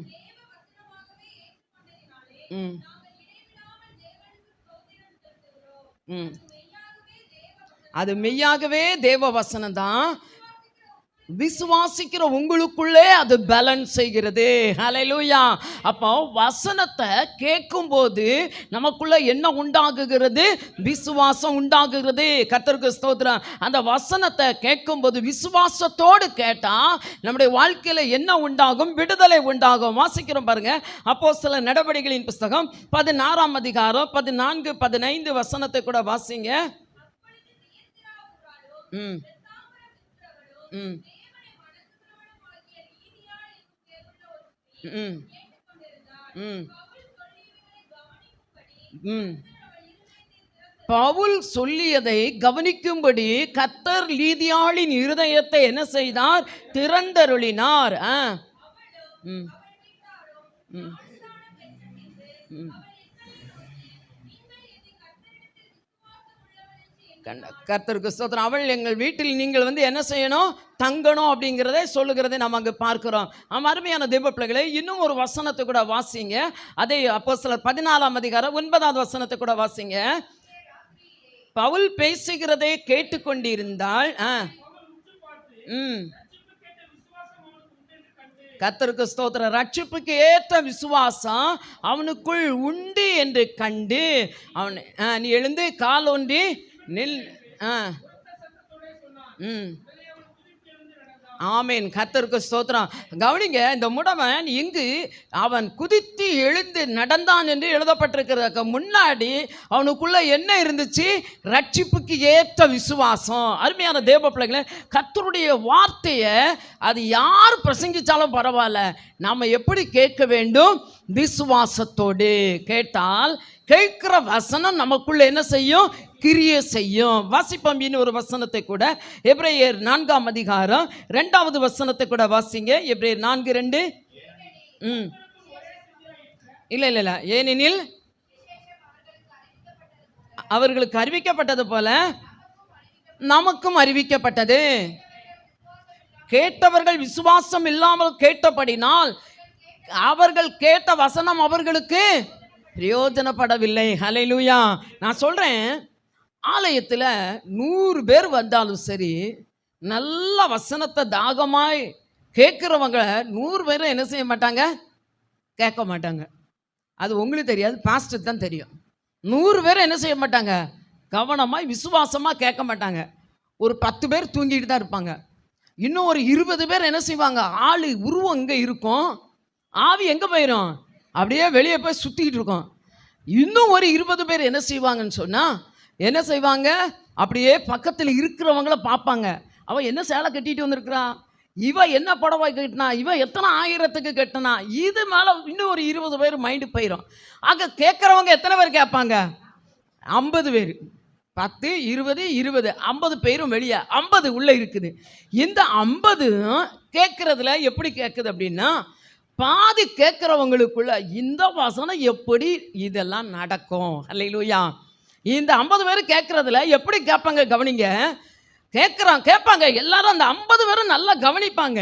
ஆனால் 50 பேரில் 10 பேர் தான் வசனத்தை அப்படியே விசுவாசிப்பாங்க. அல்லேலூயா, அல்லேலூயா. பாக்கி 40 பேரும் இதெல்லாம் பாஸ்ட் என்னத்தையோ அவர் சொல்லிக்கிட்டு இருக்கிறாரு, சரி ரைட்டு கேட்போம், இதெல்லாம் நடக்கிறதா, இதெல்லாம் நடக்குமா, இதெல்லாம் நம்ம கை கொள்ள முடியுமா. அருமையான தெய்வ பிள்ளைகளை, இந்த 40 பேர் வாழ்க்கையிலையும் என்ன நடக்காது, ரட்சிப்பு நடக்காது. பாக்கி இருக்கிறாங்க பாருங்க, 10 பேர் தான் இருக்கிறாங்க. இந்த 10 பேர் வாழ்க்கையில் அவர்கள் அப்படியே வசனத்தை விசுவாசித்து கேட்டபடியால் கேட்ட வசனம் அவர்களுக்கு பிரயோஜனமாக இருக்கும். அல்லேலூயா. பாக்கி இருக்கிற 90 பேருக்கும் என்ன செய்யாது, கேட்ட வசனம் பிரயோஜனப்படாது. பாஸ்டர் ஒரே பாஸ்டர் தான், ஒரே வசனத்தை தான் பேசுறாரு. ஆனா அந்த ஒரே வசனத்துல பயன் அடைகிறவங்க, பலன் அடைகிறவங்க எத்தனை பேர் தான்? 10 பேர். பாக்கி 90 பேரும் விசுவாசம் இல்லாமல் கேட்கிற கூட்டத்தில் என்ன செய்கிறாங்க, இருக்கிறபடியால் கேட்ட வசனம் அவர்களுக்கு பிரயோஜனப்படலை. பாஸ்டர் தனியாக 10 பேருக்கு ஸ்பெஷலாக பிரசங்கம் பண்ணலை, எல்லாருக்கும் பிரசங்கிக்கிற மாதிரி தான் பிரசங்கிக்கிறாரு. ஆனால் விசுவாசத்தோடு கேட்கிறவர்கள் மாத்திரமே அந்த வசனத்தில் உள்ள ஆசீர்வாதங்களை சுதந்திரிக்க முடியும். அல்லேலூயா. அவர்கள் மாத்திரமே ரட்சிக்கப்படக்கூடும். கர்த்தருக்கு மகிமை உண்டாகட்டும். ஆகையால் தான் அங்கு இவ்விதமாய் எழுதப்பட்டிருக்கிறது, கேட்ட வசனம் அவர்களுக்கு பிரயோஜனப்படாம போறதுக்கு காரணம் விசுவாசம் இல்லாமல் அவர்கள் என்ன செய்கிறார்கள், கேட்கிறார்கள். இப்ப இதுல நீங்க எத்தனை பேர் விசுவாசத்தோடு கேட்டுக்கிட்டு இருக்கீங்கிறது எனக்கு தெரியல. கர்த்தர் உங்களுடைய கணக்கெல்லாம் என்ன செஞ்சிருக்கிறாரு, வச்சிருக்கிறாரு. ஆமென். அல்லேலூயா, அல்லேலூயா. கர்த்தருக்கு மகிமை உண்டாகட்டும். அருமையான தேவ பிள்ளைகளே, யார் பிரசங்கிச்சாங்கிறதெல்லாம் கணக்கு அல்ல. பேசப்படுகிற வார்த்தை யாருடைய வார்த்தை, இந்த வார்த்தை இன்று எனக்காக பேசப்படுகிறது. அதை அப்படியே நாம் ஏற்றுக்கொள்ளும் போது அந்த வசனத்தில் உள்ள ஆசீர்வாதங்களை நாம் சுதந்திரித்துக் கொள்ள முடியும். அல்லேலூயா. அருமையான தேவ பிள்ளைகளை, கர்த்தருடைய வார்த்தையை நாம் விசுவாசித்து கேட்கும் போது வசனத்தில் உள்ள ஆசீர்வாதங்களை சுதந்திரித்துக் கொள்ளும். கடைசியாக 4வதாக ஒரு காரியத்தை சொல்லி நான் முடிக்க விரும்புகிறேன். ஆரோக்கியமான விசுவாசம். வாசிப்போம் வசனத்தை கூட. 1 தீமோத்தேயுவின் புத்தகம், தீத்து 1ஆம் அதிகாரம் 14வது வசனத்தை கூட வாசிங்க. தீத்து 1:14.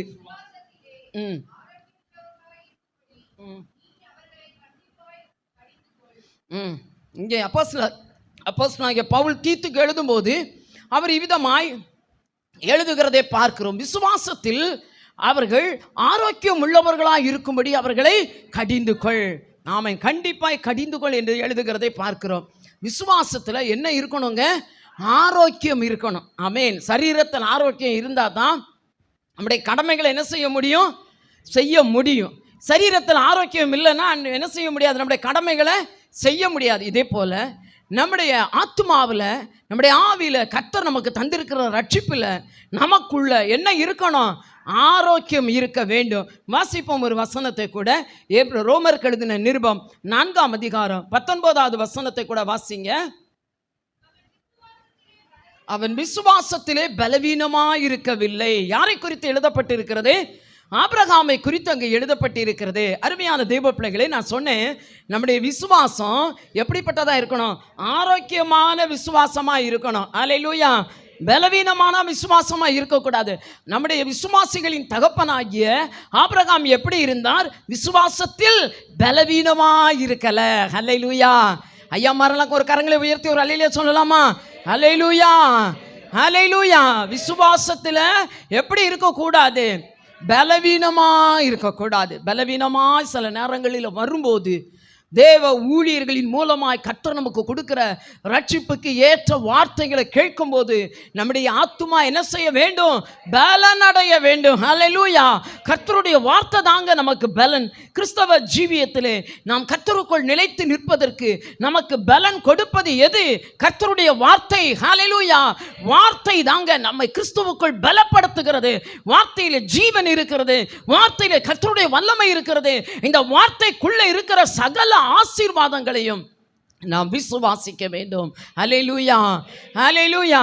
அப்போ நம்முடைய ஆத்மாவிலே பலன் உண்டாக வேண்டுமானால், விசுவாசத்தில் நாம் பலமுள்ளவர்களாய் காணப்பட வேண்டுமானால், அருமையான தேவ பிள்ளைகளே, ஒரு வாலிபன் ஒரு தகப்பன் வந்து தன்னுடைய மகனுக்காய் வேண்டிக் கொள்ளும்போது அவர் சொல்றார், நான் ஆண்டவரே, என்னுடைய அவிசுவாசம் என்னை விட்டு நீங்கும்படி எனக்கு உதவி செய்யும். ஹல்லேலூயா, ஹல்லேலூயா. நிறைய நேரம் அவிசுவாசம் வந்துடுது, அப்படித்தானே?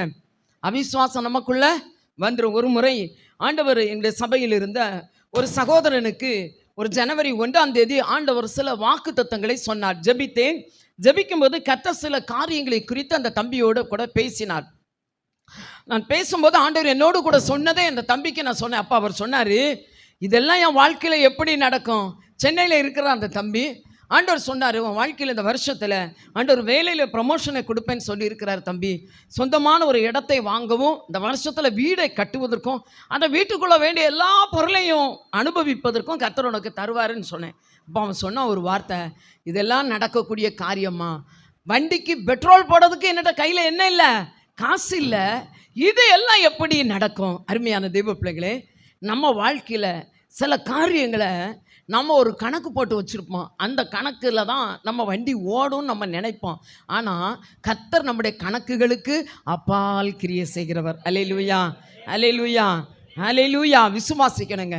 ஆண்டவருடைய ஞானத்தை யாரும் என்ன செய்ய முடியாது, அளவிடவே முடியாது. கர்த்தருடைய கரத்தில் இருந்து வருகிற நன்மைகளை ஒருவரும் தடுக்கவும் முடியாது. தேவன் எந்த மனுஷனையும் மேன்மைப்படுத்தவும் கனப்படுத்தும் அவர் கரத்தினால் ஆகும். ஹல்லேலூயா, கர்த்தருக்கு மகிமை உண்டாகட்டும். அப்போ ஆண்டவர் சொன்ன வார்த்தையின்படி, அருமையான தேவ பிள்ளைகள், நான் அந்த தம்பிகிட்ட சொன்னேன், தம்பி நான் சொன்னால் இது நடக்காது. கர்த்தர் உன்னை மேன்மைப்படுத்த அவர் தீர்மானித்திருக்கிறார், திட்டமிட்டிருக்கிறார்.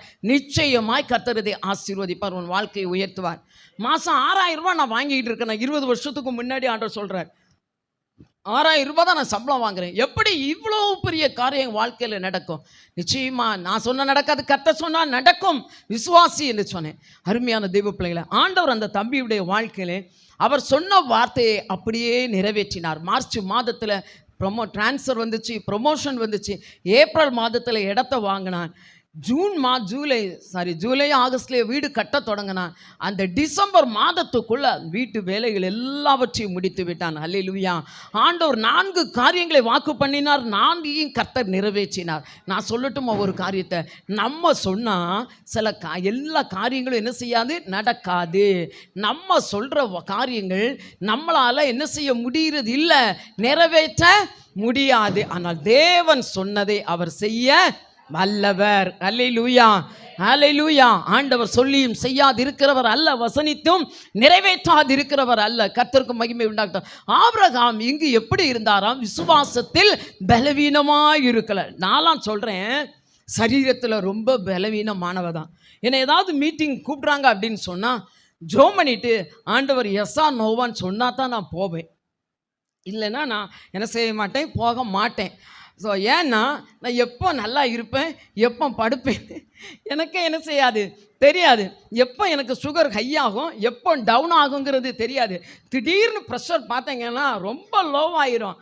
சர்ச்சில் ஆராதனை எல்லாம் நடந்துக்கிட்டு இருக்கோம், நான் உள்ளே போய் மெசேஜ் கொடுக்கணும்.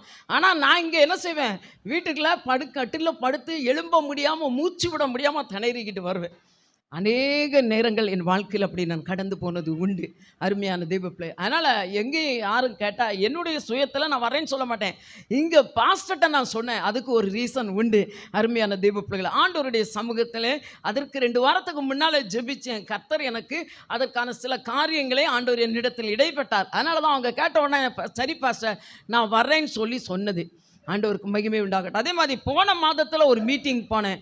அதை குறித்தும் கர்த்தர் ஜனவரி மாதத்திலே எனக்கு ஆண்டவர் காண்பித்தார். நான் அந்த சர்ச்சில் போய் அவங்களுக்கு கர்த்தருடைய வார்த்தையை கொடுப்பேன் என்பதை ஜனவரி மாதத்தில் கர்த்தர் காண்பித்தார். ஆகையினால் அவங்கள்ட்டையும் அவங்கள்ட்ட பேசின உடனே வர்றேன் பாஸ்டர்னு சொல்லி உடனே பதில் சொன்னேன். அருமையான தெய்வ பிள்ளைகளை, வேறு எங்கேயும் உடனே நான் சொல்கிறது கிடையாது. ஏனென்றால் நான் அவ்வளோ ஒரு பலவீனமானவள். நான் சொல்கிறேன், சரீரத்தில் நம்ம எவ்வளவும் பலவீனமாக இருந்துட்டு போகலாம். ஏனென்றால் இந்த சரீரமானது வருத்தம் அனுபவிப்பதற்கு தான் என்ன செஞ்சிருக்கு, பிறந்திருக்குது. ஹல்லேலூயா. மனுஷன் வருத்தம் அனுபவிக்கவே பூமியில் என்ன செய்திருக்கிறான், பிறந்திருக்கிறான். கவனிக்கிறீங்களா? முடிச்சிருட்டமா? ஹலோ, போடுத வெடி உங்களை எல்லாம் வெளியே இழுக்கு நினைக்கிறேன். அல்லேலூயா. அப்படியா? இல்லைன்னா 10 நிமிஷம் பேசலாமா? கர்த்தருக்கு ஸ்தோத்திரம். நீங்கள் உட்கார்ந்துருந்தீங்க கவனிச்சிங்கன்னா பேசுவேன், இல்லைன்னா ஆமேன் போட்டு முடிச்சுடுவேன். கர்த்தர் நல்லவர். கர்த்தருக்கு ஸ்தோத்திரம். நான் கொஞ்சம் கோபமான ஆள் தான். சர்ச்சு சபை நடத்துறது நான் தான் நடத்திக்கிட்டு இருக்கிறேன். விசுவாசிகள் இருந்து தான் ஆகணும். ஆண்களாக இருந்தாலும் பெண்களாக இருந்தாலும் யாரும் என்னுடைய வார்த்தையை தட்டி பேச மாட்டாங்க. ஏன்னா கர்த்தர் என் கரத்தில் சபையை கொடுத்துருக்கிறாரு. ஜனங்கள் எல்லாரையும் கண்டிக்குவதற்கு ஆண்டவர் எனக்கு என்ன செஞ்சுருக்கிறாரு? ஆண்டவர் அதிகாரத்தை கொடுத்துருக்கிறார். அதனால் நான் கொஞ்சம் வெளியே போன இடத்துல நான் இப்படி தான் பேசுவேன். ஆமாம், அருமையான தேவ பிள்ளைகள் நல்லா கவனிங்க. சரீரத்தில் நம்ம எப்படி பலவீனமாக இருந்தாலும் பரவாயில்லைங்க. சரீரம் எல்லாருக்கும் எப்படி தான் இருக்கும்? பலவீனமாக தான் இருக்கும். கர்த்தருக்கு ஸ்தோத்திரம். இப்போ எனக்கு இருக்கிற பலன் என் பிள்ளைகளுக்கு இருக்காது. என் பிள்ளைகளுக்கு இருக்கிற பலன் அவங்க பிள்ளைகளுக்கு என்ன செய்யாது? இருக்காது.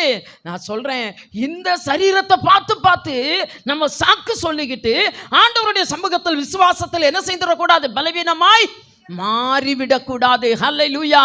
விசுவாசின் பேரை வச்சுக்கிட்டு விசுவாசம் இல்லாமல் இருந்தால் எங்கே போக முடியாது? பரலோகம் போக முடியாது. நல்லா கவனிச்சுக்கங்க. சபைக்கு வரலாம், நான் ஓயாமல் சொல்லுவேன் விசுவாசிகளுக்கு. சபைக்கு நீங்கள் எத்தனை வருஷம் வந்திருக்கலாம், எத்தனை லட்சம் காணிக்க கொடுத்தீங்கனாலும் பரவாயில்ல. விசுவாசம் இல்லாமல் தேவனை ஆராதித்து, பரிசுத்தம் இல்லாமல் தேவனை ஆராதித்து தேவ ராஜ்யத்துக்குள்ள என்ன செய்ய முடியாது? போக முடியாது. உண்மையா இல்லையா? தேவ ராஜ்யத்துக்குள்ள ஒரு தேவ பிள்ளை போகணும்னு சொன்னா என்ன இருக்கணும்? விசுவாசம் இருக்கணும். தேவன் விரும்புகிற பரிசுத்தம் இருக்க வேண்டும். விசுவாசத்தை முடிவரை காத்து கொண்டால் மட்டும்தான் தேவ ராஜ்யத்துக்கு போகலாம். இல்லைன்னா பாதாளம் தான் போய் சேரலாம். அடக்கம் பண்ற நேரத்தில் கர்த்தருக்குள் மரிச்சான்னு சொல்லி அடக்கம் பண்ணலாம். எப்படியும் அடக்கம் பண்ணலாம். நான் சொல்லட்டுமா? உங்க ஆத்மா எப்படிப்பட்டதுக்கு கர்த்தர் ஒருவர் அறிவார். உங்களுக்கு தெரியும் உங்க ஆத்மா எங்க போக போகுதுங்கிறது. உங்க ஆத்மாவுக்கு நல்லா தெரியும். பாஸ்டர் உங்களை ஒரு வார்த்தை சொன்னா சுருன்னு கோபம் வரும். சுருன்னு என்ன வரும்? கோபம் வரும். ஆனால் ஆண்டவர் உங்களையும் என்னையும் நியாயம் தீர்க்கிறவர் அவர் தான். அவர் வலது பக்கம் போ, இல்லைன்னா இடது பக்கம் போன்னு சொன்னால் போய்தான் ஆகணும். அங்கே போய் பாஸ்டர்கிட்ட என்ன செய்ய, ஆண்டவர்கிட்ட என்ன செய்ய முடியாது? யாரும் அங்கே போய் என்ன செய்ய முடியாது? சண்டை போட முடியாது. பாஸ்டர்கிட்ட இங்கே சண்டை போடுற மாதிரி அங்கே போட முடியாது. இங்கே உங்கள் சபையில் எப்படி தெரியல, பாஸ்டர் ஏன்னு சொல்லலை. பாஸ்டர் எனக்கு எதுவும் சொல்லிக் கொடுக்கலாமா? உங்கள் சபைக்குள்ளே இன்றைக்கி தான் நான் வந்திருக்கேன். உண்மையாக நான் சொல்கிறேன், இங்கே நடக்கிற எந்த ஜபத்திலையும் நான் வந்ததில்லை, பார்த்ததில்லை. ஒரு விசுவாசி முகமும் எனக்கு தெரியாது. ஒரே ஒரு அந்த பிரதர் ப்ளூ கலர் ஷர்ட் போட்டிருக்கோம், அவங்க மட்டும் ஒரு அலைன்ஸ் பார்க்குறக்காக வந்தாங்க. அதனால் எனக்கு தெரியும். இல்லைன்னா ஒருத்தர் முகமும் எனக்கு தெரியாது. சரியா? உங்கள் பாஸ்டர் யாரை பற்றியும் சொல்லிக் கொடுக்கல. இப்படி தான் ஒரு இடத்துல பிரசங்கம் பண்ணிட்டு வந்துட்டேன். அங்கே உள்ள விசுவாசி பாஸ்டர் என்னை பார்த்து நீங்கள் சொல்லிக் கொடுத்தீங்களோ அந்த அம்மாட்டன்னு. அந்த அம்மாவுக்கு சபையை பற்றியும் தெரியாது, உங்களை பற்றியும் தெரியாது. கர்த்தர் பேசிட்டு போயிட்டாங்க, அவ்வளோதான். அல்லேலூயா. அதனால் இங்கே உள்ளே இருக்கிறவங்க யாரும் பாஸ்டர்கிட்ட சண்டை போடுறாங்க எனக்கு தெரியாது. நான் சொல்கிறேன், பாஸ்டர்கிட்ட நீங்கள் சண்டை போட்டாலும் சரி, அங்கே என்ன செய்ய முடியாது? ஆண்டவர்கிட்ட போய் சண்டை போட முடியாது. அல்லேலூயா, அல்லேலூயா. அருமையான தெய்வ பிள்ளைகளே, நம்முடைய கணக்கு எல்லாம் கர்த்தரிடத்தில் இருக்குது. நம்முடைய விசுவாசம் சரியாக இருந்தால் தான் எங்கே போக முடியும்? பரலோகம் போக முடியும். ஏன்? அந்த ராஜ்யத்தை குறித்து எழுதப்பட்டிருக்க எபிரேயர் 11:28 வாசிக்கிறோம். அசைவில்லாத ராஜ்யத்தை பெறப்போகிறவர்கள் ஆகிய நாம் பயத்தோடு நடுக்கத்தோடு தேவனுக்கு என்ன செய்ய வேண்டும்? ஆராதனை செய்ய வேண்டும். ஹல்லேலூயா. அருமையான தெய்வ பிள்ளைகளை, இந்த ஆபிரகாமுக்குள்ள எப்படி இருந்துச்சாம் விசுவாசம்? பலவீனமா இல்லை. ஹல்லேலூயா. நான் அடிக்கடி சொல்லுவேன் சபையில், என்ன சொல்லுவேன் தெரியுமா? ஆபிரகாம் எப்போ திருமணம் பண்ணும்போது சாராள் அம்மாவை எப்படி பார்த்தாரோ அப்படித்தான் 90 வயசுலேயே அந்த அம்மாவை அவர் பார்த்தார். ஏன் தெரியுமா? சாராளுடைய கர்ப்பம் செத்து போனதையும் ஆபிரகாம் என்ன செய்யாதிருந்தார்? எண்ணாதிருந்தார். அப்படின்னா என்ன பார்த்த அர்த்தம்? அன்னைக்கு எப்படி வாலிப பிள்ளையா எப்படி பார்த்தாரோ அப்படித்தான் 90 வயசுலையும் பாட்டி அம்மாவை அவர் என்ன செய்தாரு? பார்த்தாரு. ஹல்லேலூயா. ஏன் ஐயா மாற கொஞ்சம் கவனிங்க ஐயா, தூங்காதங்க. உங்களுக்காக நான் பிரசங்கம் பண்ணும்போது அங்கே இருந்து ஜீவனை கொடுத்து இங்கே பேசிக்கிட்டு இருக்கேன், நீங்கள் தூங்கிக்கிட்டு இருக்கீங்களா? கவனிங்க. 90 வயசு பாட்டி அம்மாவை தாத்தா எப்படி பார்த்தாரு? வாலிப பிள்ளைய பார்த்த மாதிரி இளமையா கல்யாணம் ஆன போது எப்படி பார்த்தாரோ அப்படித்தான் என்ன செய்தாரு? பார்த்தாரு. ஹல்லேலூயா. அதுதாங்க விசுவாசத்தினால் அந்த பார்வை அவருக்குள்ள இருந்துச்சு. உங்களுக்குள்ள விசுவாசம் இருந்துச்சுன்னா உங்க பார்வை தெளிவா இருக்கும். விசுவாசம் இல்லைன்னா இன்னைக்கு நிறைய புருஷன்மாரு மனைவி மாற என்ன செய்யறாங்க? அடிக்கடி அவளை என்ன செய்யறாங்க? கடிந்து கொள்றாங்க. அடிக்கடி அவளுடைய பலவீனத்தை பார்த்து எரிச்சல் படுறாங்க. இதெல்லாம் ஏன் வருது? விசுவாசம் இல்லாததுனால. விசுவாச கண்கள் நமக்கு இருக்கணும். நாம் எல்லாரும் யார்? ஆபிரகாமின் சந்ததிகள். ஹல்லேலூயா. வாசிப்போம். கலாத்தியர் 3:7-9 வசனங்களை கூட வாசிங்க. Thank you Lord Jesus. 3ஆம் அதிகாரம் 7வது வசனம்.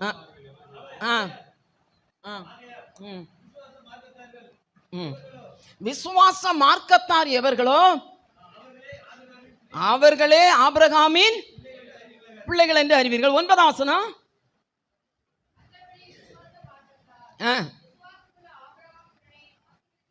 விசுவாச மார்க்கத்தார் விசுவாசம் உள்ள ஆபிரகாமுடனே ஆசீர்வதிக்கப்படுவார்கள். அல்லேலூயா. நமக்கு எல்லாருக்கும் நான் சொல்லிட்டேன் பேரு. என்ன பேரு? விசுவாசிகள். இப்போ இந்த நாம் எல்லாரும் யாரா? விசுவாச மார்க்கத்தார். அல்லேலூயா. விசுவாச மார்க்கத்தாராகிய நாம் ஆபிரகாமுடனே கூட என்ன செய்யப்படுவோம்? ஆசீர்வதிக்கப்படுவோம். எப்படி? ஆபிரகாம் விசுவாசத்தில் பலவீனமாய் இல்லாதது போல நாமும் விசுவாசத்தில் பலவீனமாய் இல்லாமல் இருந்தால் ஆபிரகாமை போல நாம் என்ன செய்யப்படுவோம்? சொல்லுங்க.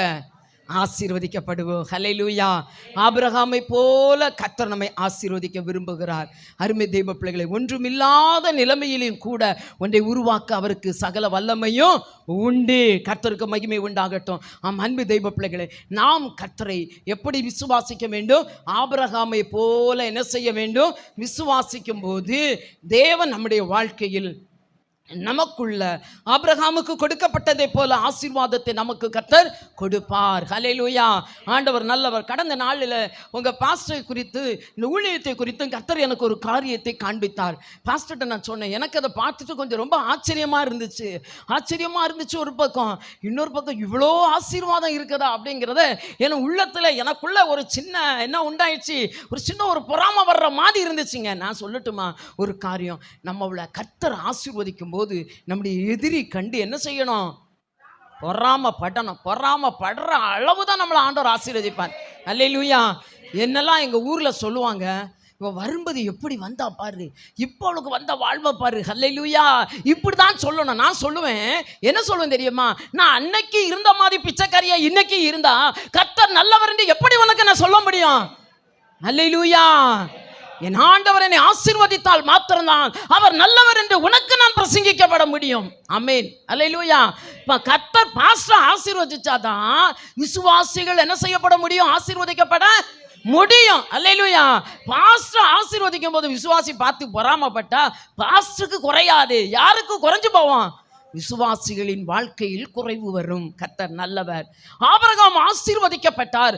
அந்த ஆபிரகாமுடனே கூட விசுவாச மார்க்கத்தாரும் ஆசீர்வதிக்கப்பட வேண்டுமானால் ஆபிரகாமுக்குள்ள இருந்ததை போல நமக்குள்ளும் விசுவாசம் எப்படிப்பட்டதா இருக்க வேண்டும்? பலமுள்ளதா இருக்க வேண்டும். ஹல்லேலூயா. ஹல்லேலூயா. என்ன நடந்தாலும் பரவாயில்ல, இயேசுவை நான் பின்பற்றுவேன். ஹல்லேலூயா. யார் கைவிட்டாலும் பரவாயில்ல, இயேசுவை நான் பின்பற்றுவேன். ஆண்டவர் அப்படிப்பட்ட ஒரு விசுவாசத்தை தான் நம்மிடத்தில் எதிர்பார்க்கிறார். ஆபிரகாமுக்குள்ள இருந்த விசுவாசம் பலவீனமாக இருக்கல. அருமை தேவ பிள்ளைகளே, அப்போஸ்தலனாகிய பவுல் தீத்துக்கு எழுதும்போது அதைத்தான் அவர் சொல்லுகிறார். விசுவாசத்தில் ஒவ்வொருவரும் ஆரோக்கியம் உள்ளவர்களாக இருக்க வேண்டும். ஹல்லேலூயா. சரீரத்தில் பலவீனம் வரும், ஆனால் விசுவாசம் ஆத்துமாவில் ஆவியில என்ன செய்யக்கூடாது? குறைந்து போக கூடாது. வசனத்தை வாசிக்கிறோம். சங்கீதத்தின் புஸ்தகம் 27வது சங்கீதம் அங்கு 13வது வசனத்தை வாசிக்கும் போது, நான் விசுவாசியாதிருந்தால் கெட்டு போயிருப்பேன். ஹல்லேலூயா. அன்பு தேவ பிள்ளையே, விசுவாசிக்கலன்னா நித்திய ஜீவனுக்குள்ள என்ன செய்ய முடியாது? போக முடியாது. கெட்டுதான் போகணும். கவனிச்சுக்கோங்க. விசுவாசம் இல்லாம சபைக்குள்ள விசுவாசி என்ன செய்யக்கூடாது? இருக்கக்கூடாது. இன்னைக்கு உங்க விசுவாசத்தை புதுப்பித்துக் கொள்ளணும். 7 நாட்கள் உபவாசம் இருந்து ஆண்டவருடைய பாதத்தில் காத்திருந்து இந்த 8வது நாளில் கடந்து வந்திருக்கிற உங்களை பார்த்து நான் ஒரு காரியத்தை சொல்லுகிறேன். உங்கள் விசுவாசம் பலனடைய வேண்டும். அல்லேலூயா. உங்கள் விசுவாசம் கர்த்தருக்குள் இன்னும் அதிகமாய் வளர வேண்டும். விசுவாசத்தில் நீங்கள் பெருக வேண்டும். கர்த்தர் அதை விரும்புகிறார். கர்த்தருக்கு மகிமை உண்டாகட்டும். அன்பு தெய்வ பிள்ளைகளே, விசுவாசத்தில் நாம் பலவீனமாய் இருப்போமானால் நாம் கெட்டு போகிறவர்களாய் காணப்படுவோம். கெட்டு போகிறவர்கள் நித்திய ஜீவனுக்குள்ள என்ன செய்ய முடியாது? போக முடியாது. நித்திய ஜீவனை கர்த்தர் வாக்கு பண்ணிட்டாரு. சுதந்தரிப்பது யார் கையில இருக்குது? நம்ம கையில தான் இருக்கு. சுதந்தரிப்பது நம்ம கையில தான் இருக்குது. நாம் அதை சுதந்திரிக்க வேண்டுமானால் விசுவாசம் ஆரோக்கியமுள்ள விசுவாசமாய் மாற வேண்டும். அல்லேலூயா. அன்பு தெய்வ பிள்ளைகளை, அப்படியே நாம் ஜெபிக்கலாமா? கேட்ட வார்த்தைகளை நம்முடைய கண்களுக்கு முன்பாய் ஒரு விசை கூட கொண்டு வருவோம். 4 காரியங்கள் உங்களோடு கூட நான் பகிர்ந்து கொண்டேன். அருமையான தெய்வ பிள்ளைகளே, விசுவாசம் விலையேற பெற்றது. இந்த நாட்களில் ஆண்டவருடைய பாதத்தில் காத்திருந்தீங்க.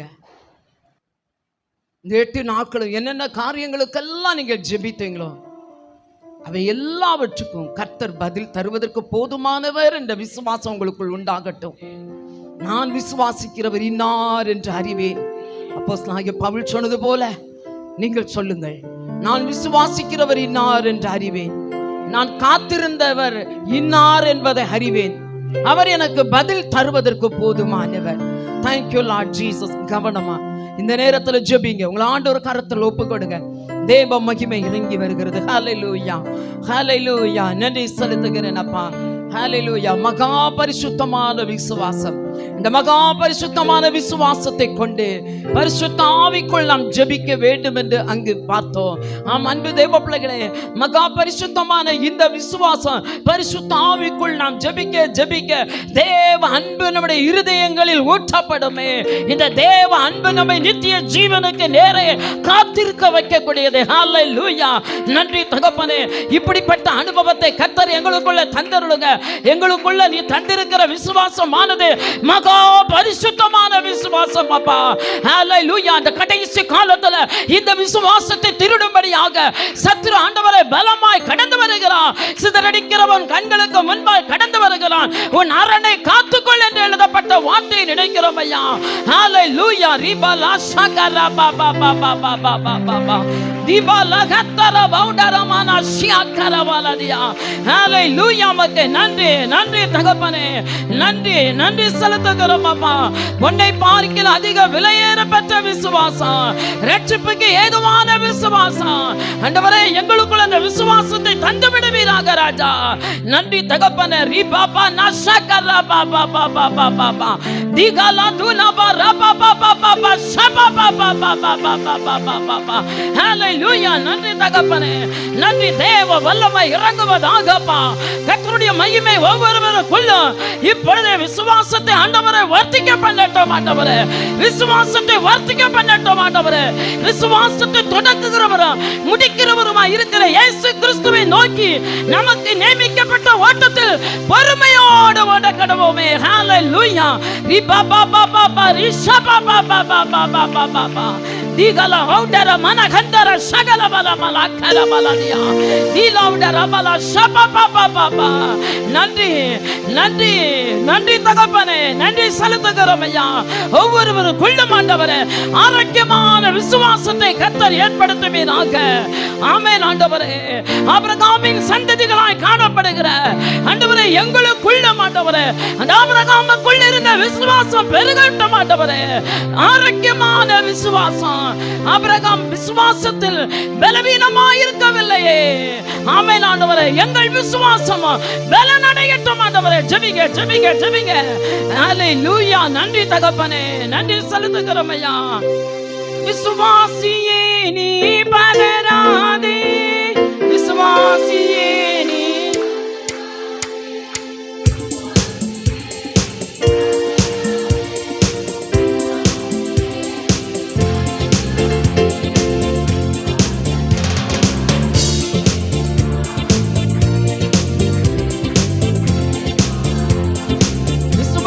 விசுவாசத்தால் நீதிமான் இன்றுமேன்று பிழைப்பான். திருச்சபையே கிரியை செய்வான், திவ்ய அன்பில் பெருகிடுவாய். திருச்சபையே கிரியை செய்வாய், திவ்ய அன்பில் பெருகிடுவாய். தலைமுறையாய் தலைமுறையாய் தழைத்திட அருள் புரிவாய். தலைமுறையாய் தழைத்திட அருள் புரிவாய். விசுவாசியே நீ பதறாதே. நல்ல தைரியமாய் ஜீசஸ் நான் நம்புகிறவர் இன்னார் என்று அறிந்திருக்கிறேன். ஜீசஸ்